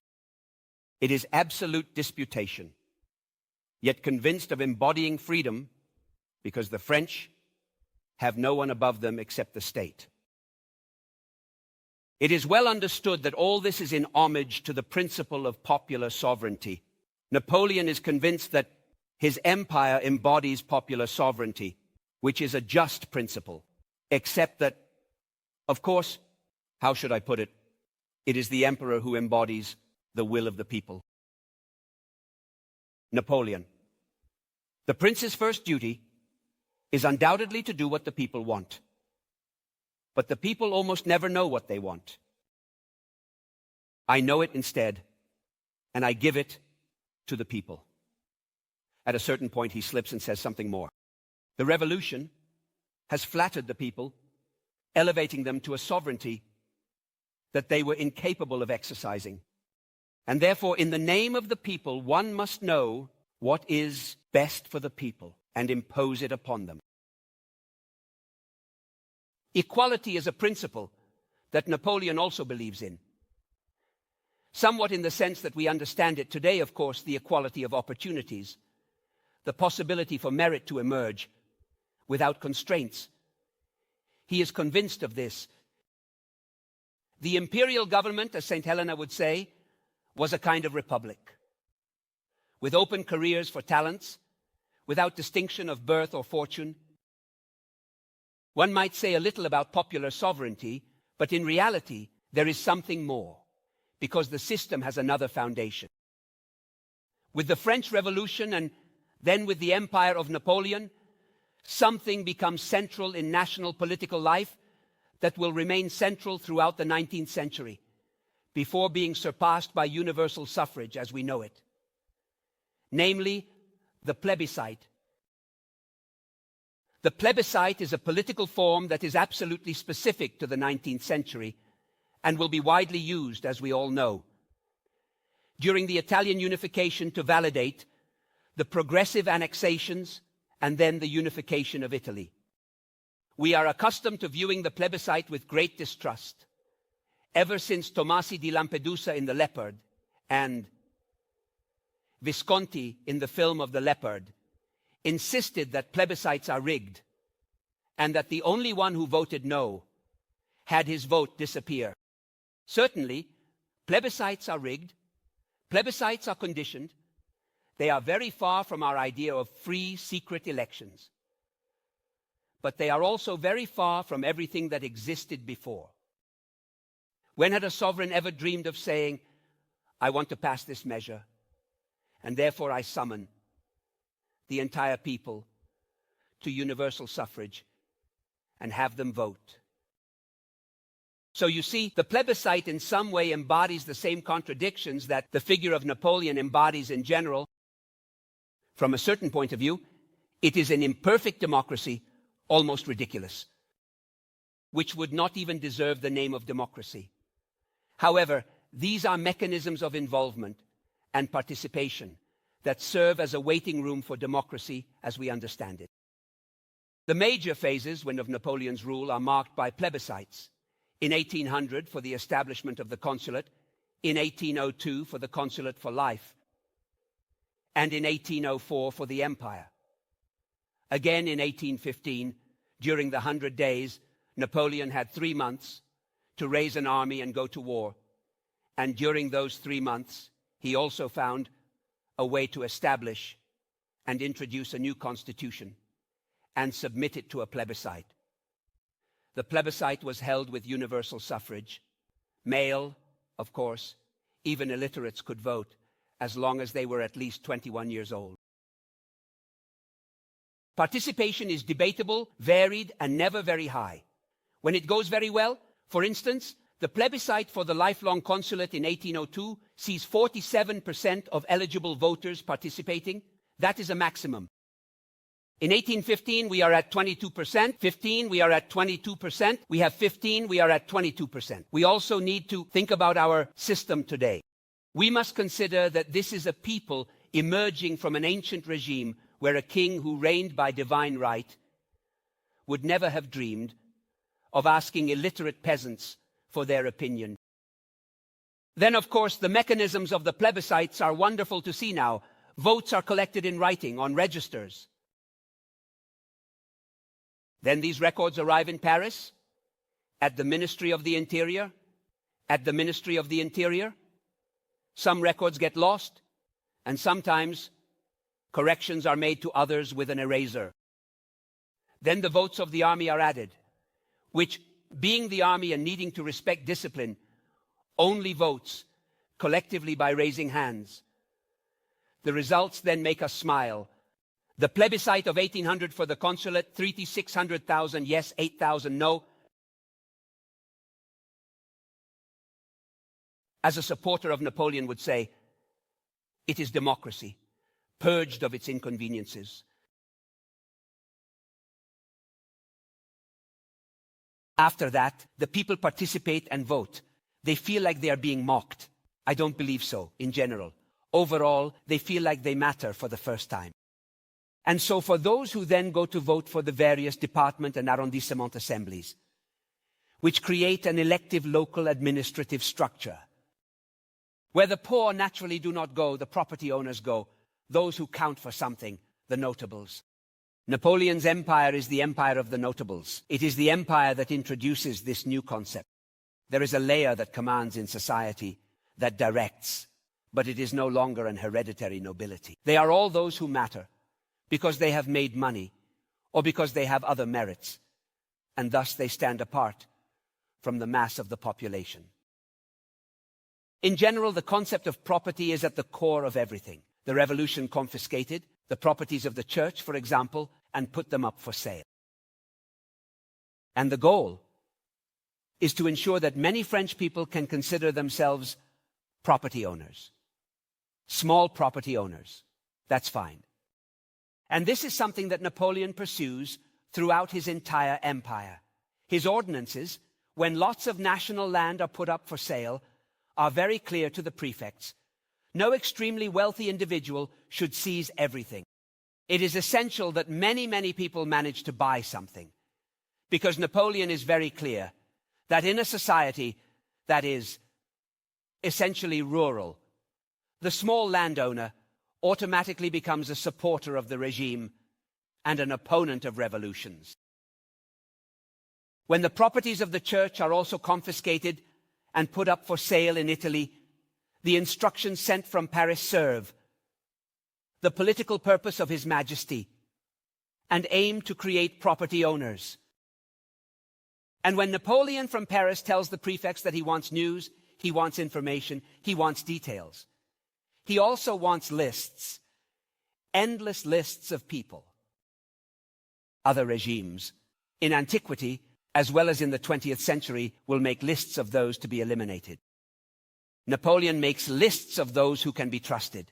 He wants to know everywhere, in every city, in every department, who the notables are, who the people that matter are, whom we will nominate for the various councils, to which we will assign administrative positions, decorations, and rewards, because this is the class that must be broad and that the emperor must bind to himself. And merit, merit, merit. Scientists, engineers, geographers, educators, artists.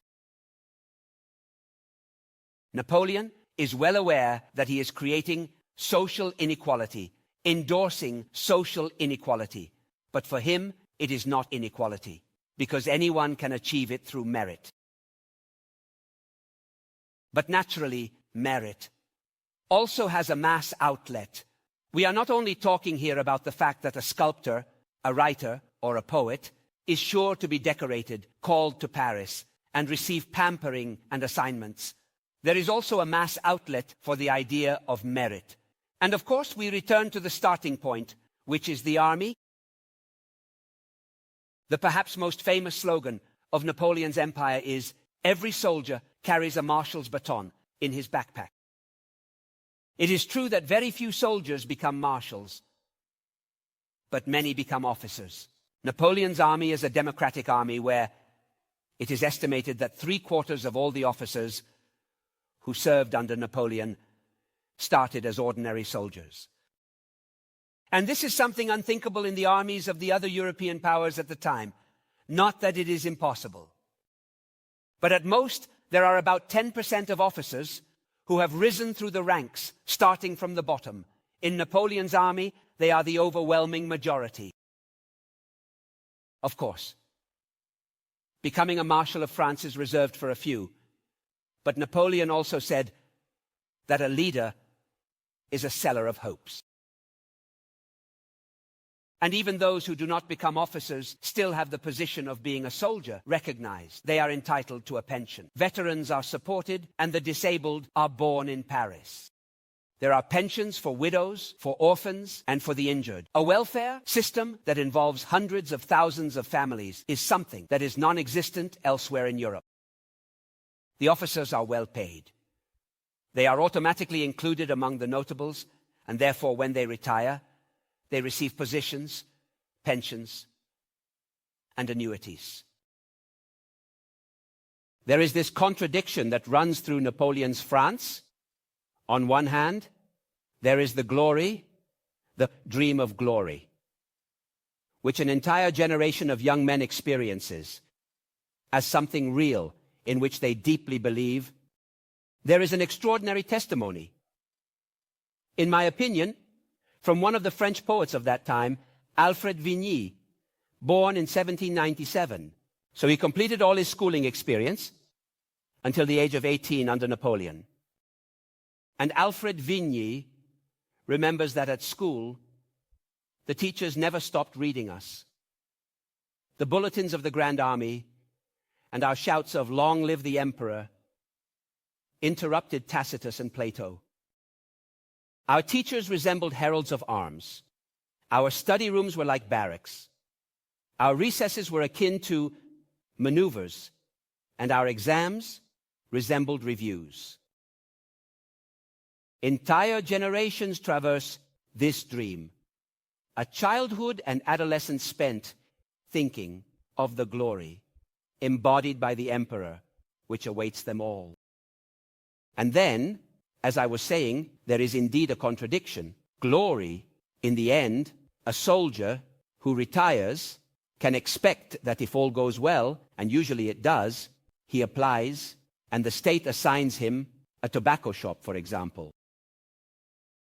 And what is extraordinary about this is that this generation of young people who are advancing their careers under Napoleon is capable of being enthusiastic, both about glory and its ideals, and also about the fact that in the end, everyone is taken care of. There is a letter from a former officer of the army of the King of Sardinia, Delanoy, who later became an officer, himself and his brother, in Napoleon's army, which clearly expresses this. Listen, to have the right to share almost half of all civil positions. After an act of such generosity, what soldier or officer would not give until the last drop of his blood for a magnanimous sovereign, like none that have ever existed? My brother Amedeo has obtained a tobacco shop in the department of Mont Blanc. And so you understand, from glory to the tobacco shop, an entire segment of French society is chained to the myth of the emperor. And then there are also those who grumble. There are also those who think everything is fine, but this matter has gone too far. The empire. What kind of farce is this? Since when? And Napoleon takes it very seriously. Napoleon has his models. He has the model of Charlemagne. Napoleon, when he had the column erected in Place Vendôme, made from the bronze of enemy cannons taken at Austerlitz, originally intended to place a statue of Charlemagne on top. Then, to avoid misunderstandings, he has us put up his statue. But still, Charlemagne is always present. When the coronation of Napoleon takes place in Notre Dame, they study how the coronation of Charlemagne was conducted. There is a sword in some museum that, according to old tradition, was Charlemagne's sword. It is taken and will be used for the coronation. There is no crown of Charlemagne. They are searching for it in all the museums, but it is not there. They have it made, but as the crown of Charlemagne. And then Charlemagne was crowned in Rome, in St. Peter's, and the Pope placed the crown on his head. Napoleon thinks about it for a moment. The Pope wants us. And we must clearly explain to the Pope that we are facing a new Charlemagne. Word for word, pour le pape. Je suis Charles Magno. But then we change a few details. Charlemagne made the effort to go to Rome. In this case, let's have the Pope make the effort to come to Paris. And then Charlemagne made this mistake, as he allowed himself to be taken by the Pope while he was on his knees, and the Pope placed the crown on his head with his own hands, thus giving the world the impression that it is the Pope who decides who should be emperor. Therefore, to avoid misunderstandings, during the coronation at Notre Dame, the Pope is present, seated, and blessing, but Napoleon places the crown on his own head. His followers rejoice. This title, that of emperor, is European. It places you above kings. It likens you to Charlemagne. But there are also those who say, what is this nonsense? Sometimes it seems that Napoleon himself suspects it. After all, one of his maxims is that there is only one step from the sublime to the ridiculous. The coronation ceremony in Notre Dame is, from this perspective, emblematic, teetering between the sublime and the ridiculous. With this crowd of marshals and princes who are actually all parvenus, they are all poor souls, and great men who have made their careers through merit. Yet now they are dressed as if they were medieval princes, marshals, in grand uniforms invented from nothing, designed specifically, and incredulous to be there. They are incredulous about the fortune that has come to them, and in reality, it pains me to say it, but the first of the parvenus are precisely him and his brothers. Indeed, with his brother Joseph, before the coronation, Napoleon accidentally says, "If our father could see us."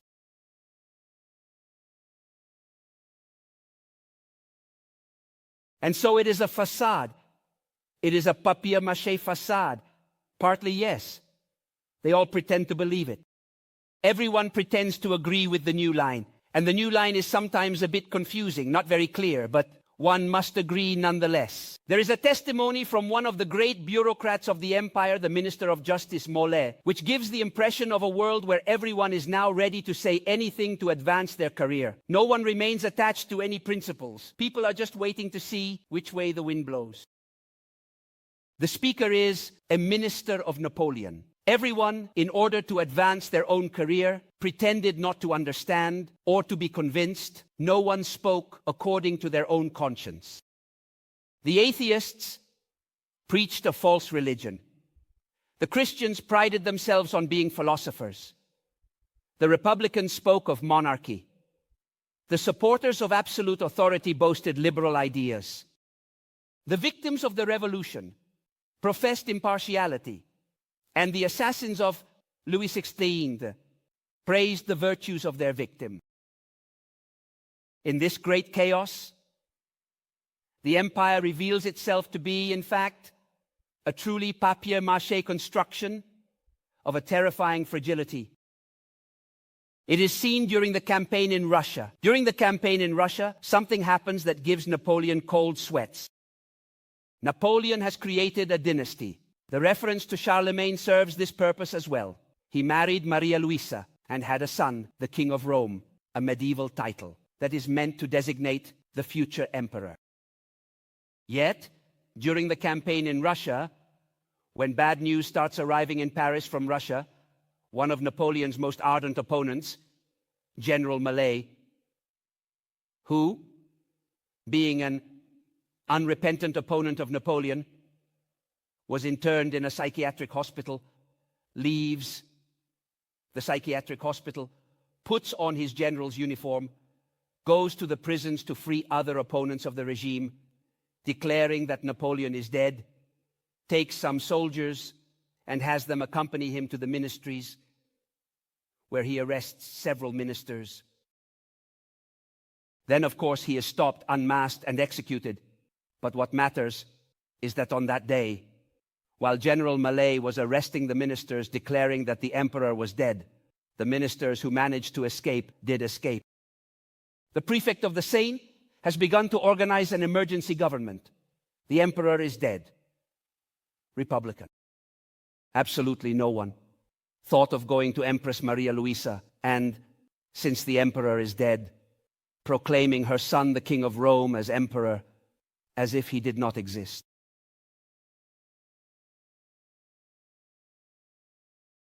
Knowing how fragile this empire is, Napoleon naturally seeks ways to strengthen it from all sides. And another way to reinforce it is through reconciliation with the church. Indeed, he is also here.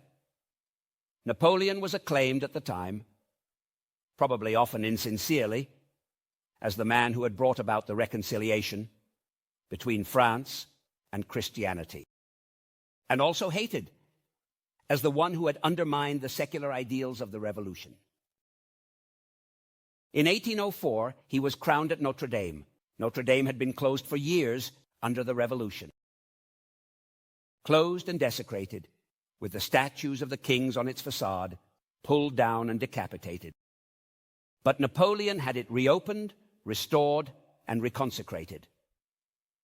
In 1802, the grand ceremony of the reconsecration of the Cathedral of Notre Dame takes place, and one of the attendees, a military man, military personnel are the most anti-clerical and the most hostile to this turn, comments, "A beautiful cappuccino. All that was missing were the 100,000 men who were killed trying to suppress this stuff."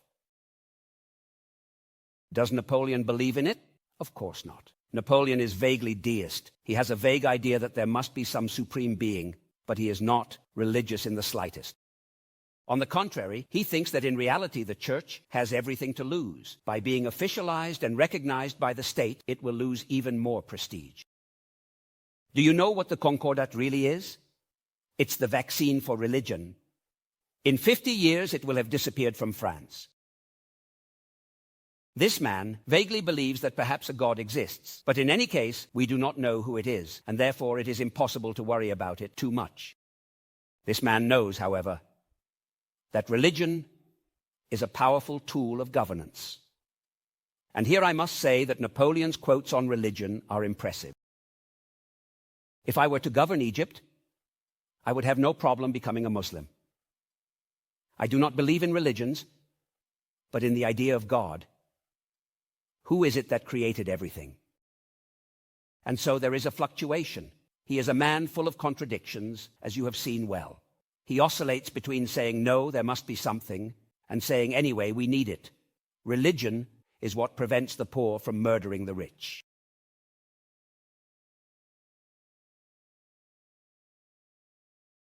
Upon returning from the campaign in Egypt, Napoleon will have no difficulty declaring, I told them there that I was a Muslim too. Speech to the Council of State, year 1800. My policy is to govern men as the majority wishes to be governed. By becoming Catholic, I won the war in Vendée. That is, I crushed the counter-revolution in the deeply Catholic provinces of the West. By becoming a Muslim, I settled in Egypt. If I were to govern the Jewish people, I would rebuild the Temple of Solomon. In fact, it is all true. There are letters from Napoleon to the Egyptian notables, to the Egyptian religious leaders, during the campaign in Egypt. A good part is addressed to Sheikh el-Mesiri. I hope the moment will not be long in coming when I can gather all the wise and educated men of Egypt and establish a uniform regime based on the principles of the Quran, which are the only true ones, and can alone bring happiness to men.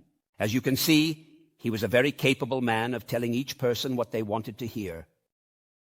But as always, there is a little uncertainty.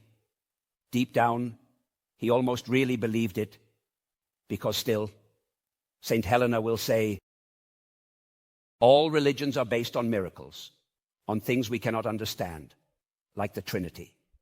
Jesus claims to be the Son of God, yet he descends from David. I prefer the religion of Muhammad. It is less ridiculous than ours. By the way, at least one of Napoleon's generals, General Manoud, who later became the governor of Piedmont, officially converts to Islam during the campaign in Egypt and will remain a good Muslim until the end.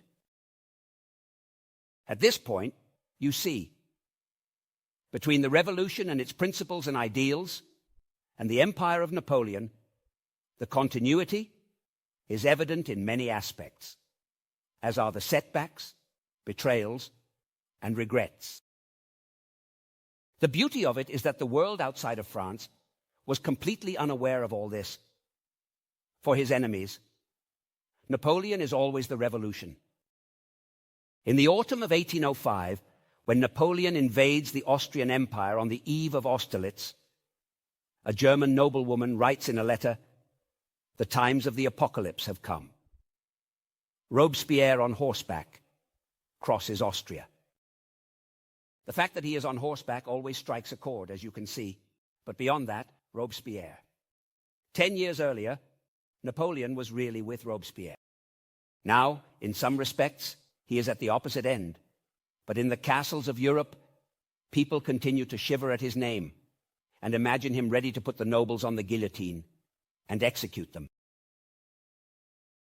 And it is also for this reason that with Napoleon's France, the old Europe of absolute monarchies, and even of non-absolute monarchies like Great Britain, will never want to have peace. In part, it is a huge misunderstanding. Napoleon could have created a state that would have become a foundation of the European order. In part, he ruined himself because he did not know how to. He did not want rivals of his stature, continued to declare war left and right, but in part, he was misunderstood. It has continued to be believed that the revolution was a machine that had not yet stopped and that continued to seek expansion and threaten the stability of the world.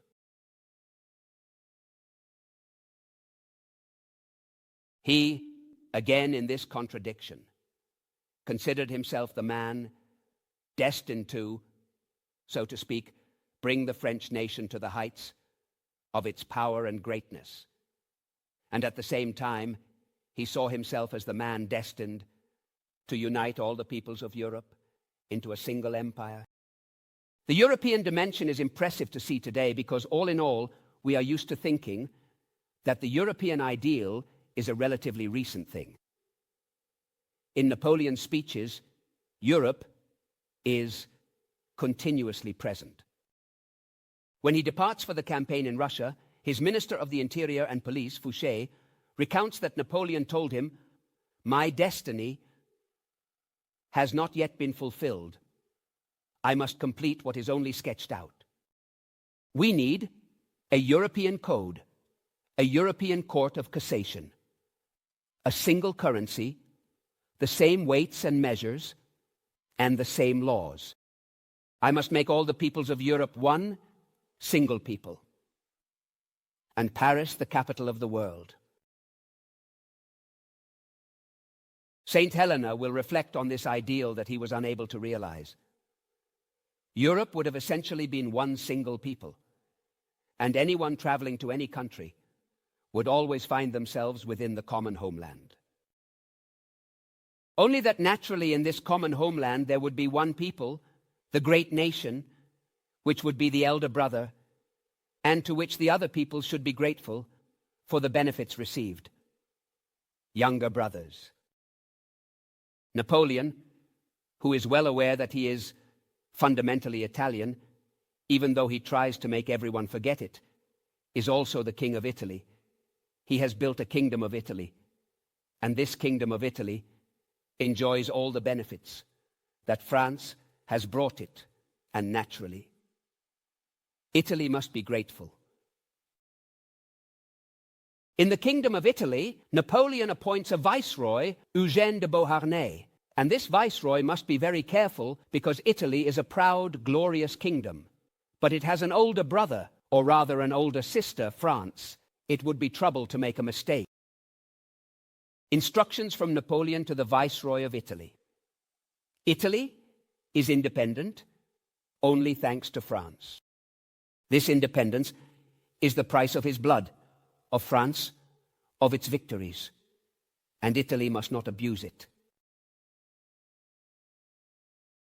As you can see, there would be no shortage of examples from the past to uncover what should be obvious, namely, that a common European homeland, in which there is a great nation acting as the older brother, risks becoming unpopular. Thus, Napoleon's European ideal clashes with the fact that in most European countries, in Spain, in Germany, in Russia, the identification with this modern regime that brings new, fairer laws, equality, and progress prevails.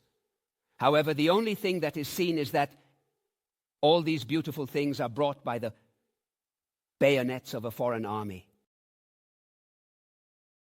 Italy is perhaps the only country where, despite the resentment, the bitterness, and the displeasure over French hegemony, there is still such strong gratitude among the youth for what the French have brought that Italy remains loyal to Napoleon until the very end.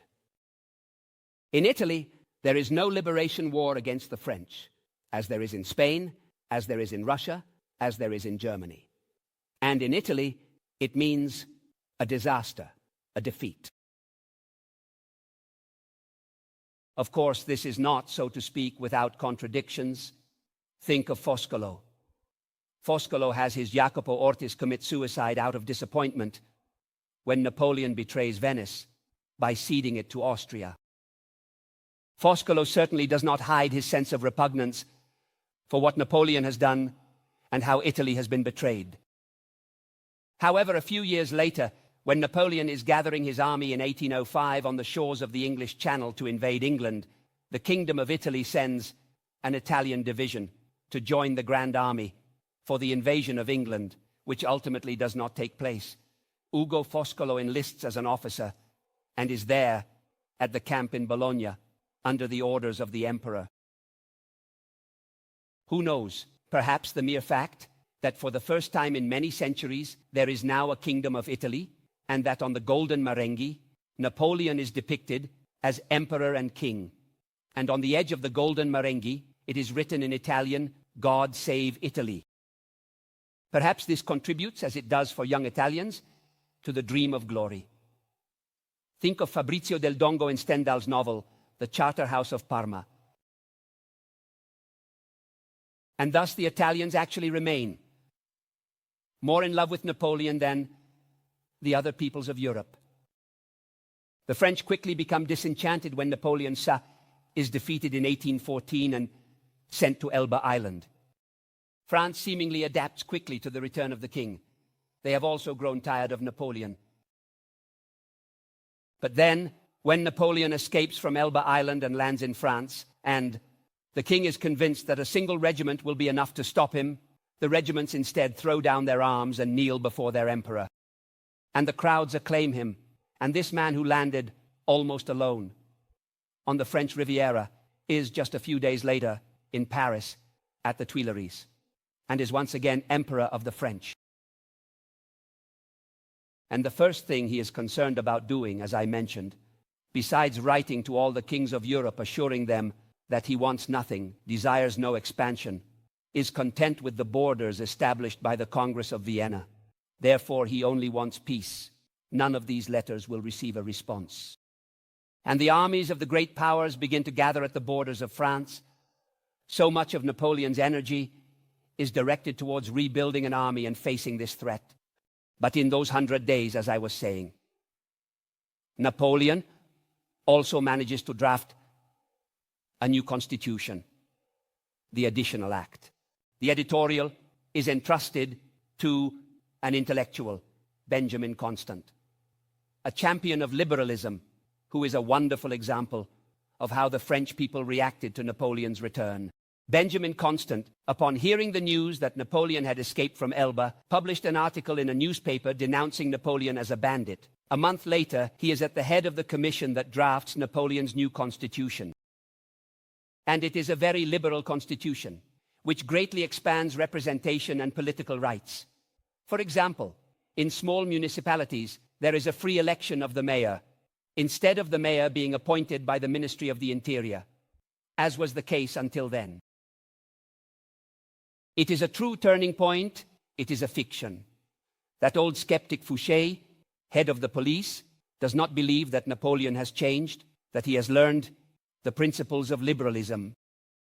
Fouché is the same madman as always, a despot, and ambitious for conquests as ever.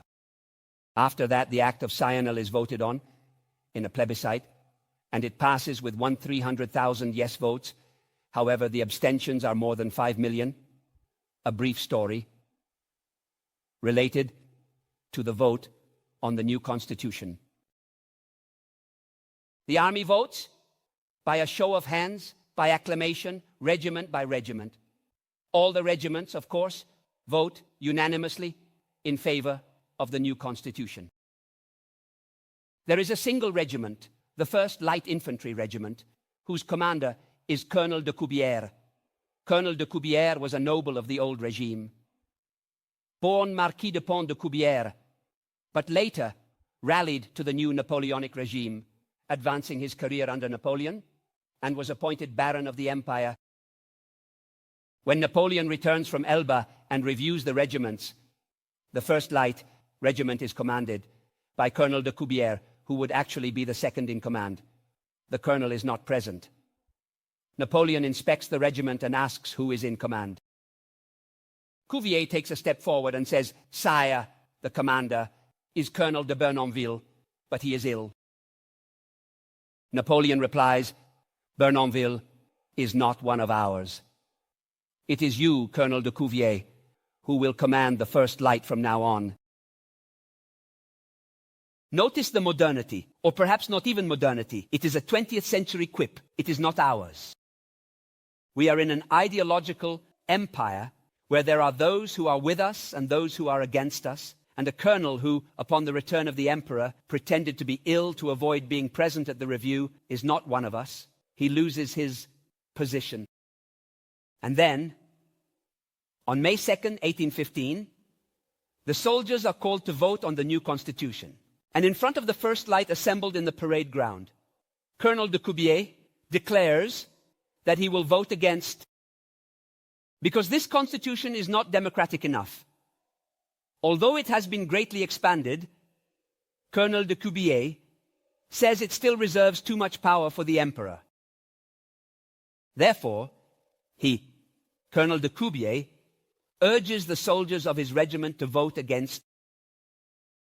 The 1st Light is the only regiment in the entire army to vote almost unanimously against the constitution proposed by Napoleon. It seems there is only one exception, a captain who votes in favor, declaring that he loves Colonel de Coubier with all his heart. But when it comes to constitutions, he doesn't. No, nearly as much as Napoleon. He has already made quite a few.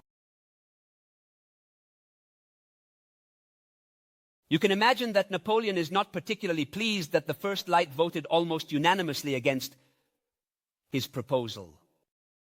The voting records of that regiment were later found to be lost at some point in the corridors of the ministry. But Colonel de Coubier remains in his position.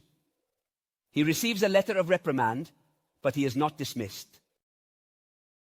And a few weeks later, he will be wounded at Waterloo, while the head of his regiment assaults the castle of Hougomont. Here, the contradictions of Napoleon's character are the contradictions of an era where it must have been extremely difficult to decide whether to stand on one side or the other, even if the official request was to say, "if you were one of us." It was difficult to know which side to choose as the Battle of Waterloo. Two armies faced each other, with both sides convinced they were fighting for freedom. At the Battle of Waterloo, the French officers are convinced that they are fighting for freedom to safeguard the gains of the revolution against the old world that wants to erase them. The English, German, and Dutch officers of Wellington's army are convinced that they are fighting for freedom to save the peoples from the tyrant who has oppressed them in recent years. Yet even these English officers, who are convinced that Napoleon is a tyrant, and that on that day they will forever bring down the power of that tyrant, still feel a slight shiver at the idea of Napoleon. There are repeated testimonies of how the English officers at the Battle of Waterloo, where they risked their lives and many of them died, faced an extraordinarily tough battle in which the English army was on the verge of defeat until the very end. During this battle, which was a slaughter leaving around 20,000 dead, not to mention the wounded and mutilated in a single day of fighting. During this carnage, we know from several English officers, as they later wrote in their letters in the following days, that their great concern was, "But isn't it that I can see Napoleon?" Sir Hussey Vivian, commander of a brigade of hussars, I had the telescope, and I am quite sure I saw him. It was just before the attack began. With a large entourage of officers, he rode among the columns that were forming in front of us, amidst the shouts of "Vive l'Empereur." Looking through the telescope, it seemed to me that I could distinguish the little hero, and in truth, I am almost sure of it. He had been the little hero. Napoleon was of average height, but English satirical prints depicted him as a little man, and the English had only seen those. Another officer, Captain Mercer, then writes home, saying, "I didn't see him. I hoped until the last moment. I felt the desire to see Napoleon, that mighty man of war." What an astonishing genius that had filled the world with his fame. The little hero, that astonishing genius, and these are his enemies. They are the ones who wanted to destroy him, convinced that his name was synonymous with tyranny and slavery. Do you understand how difficult it is to give a one-sided version of Napoleon? And do you also understand why I certainly couldn't do it today? Thank you.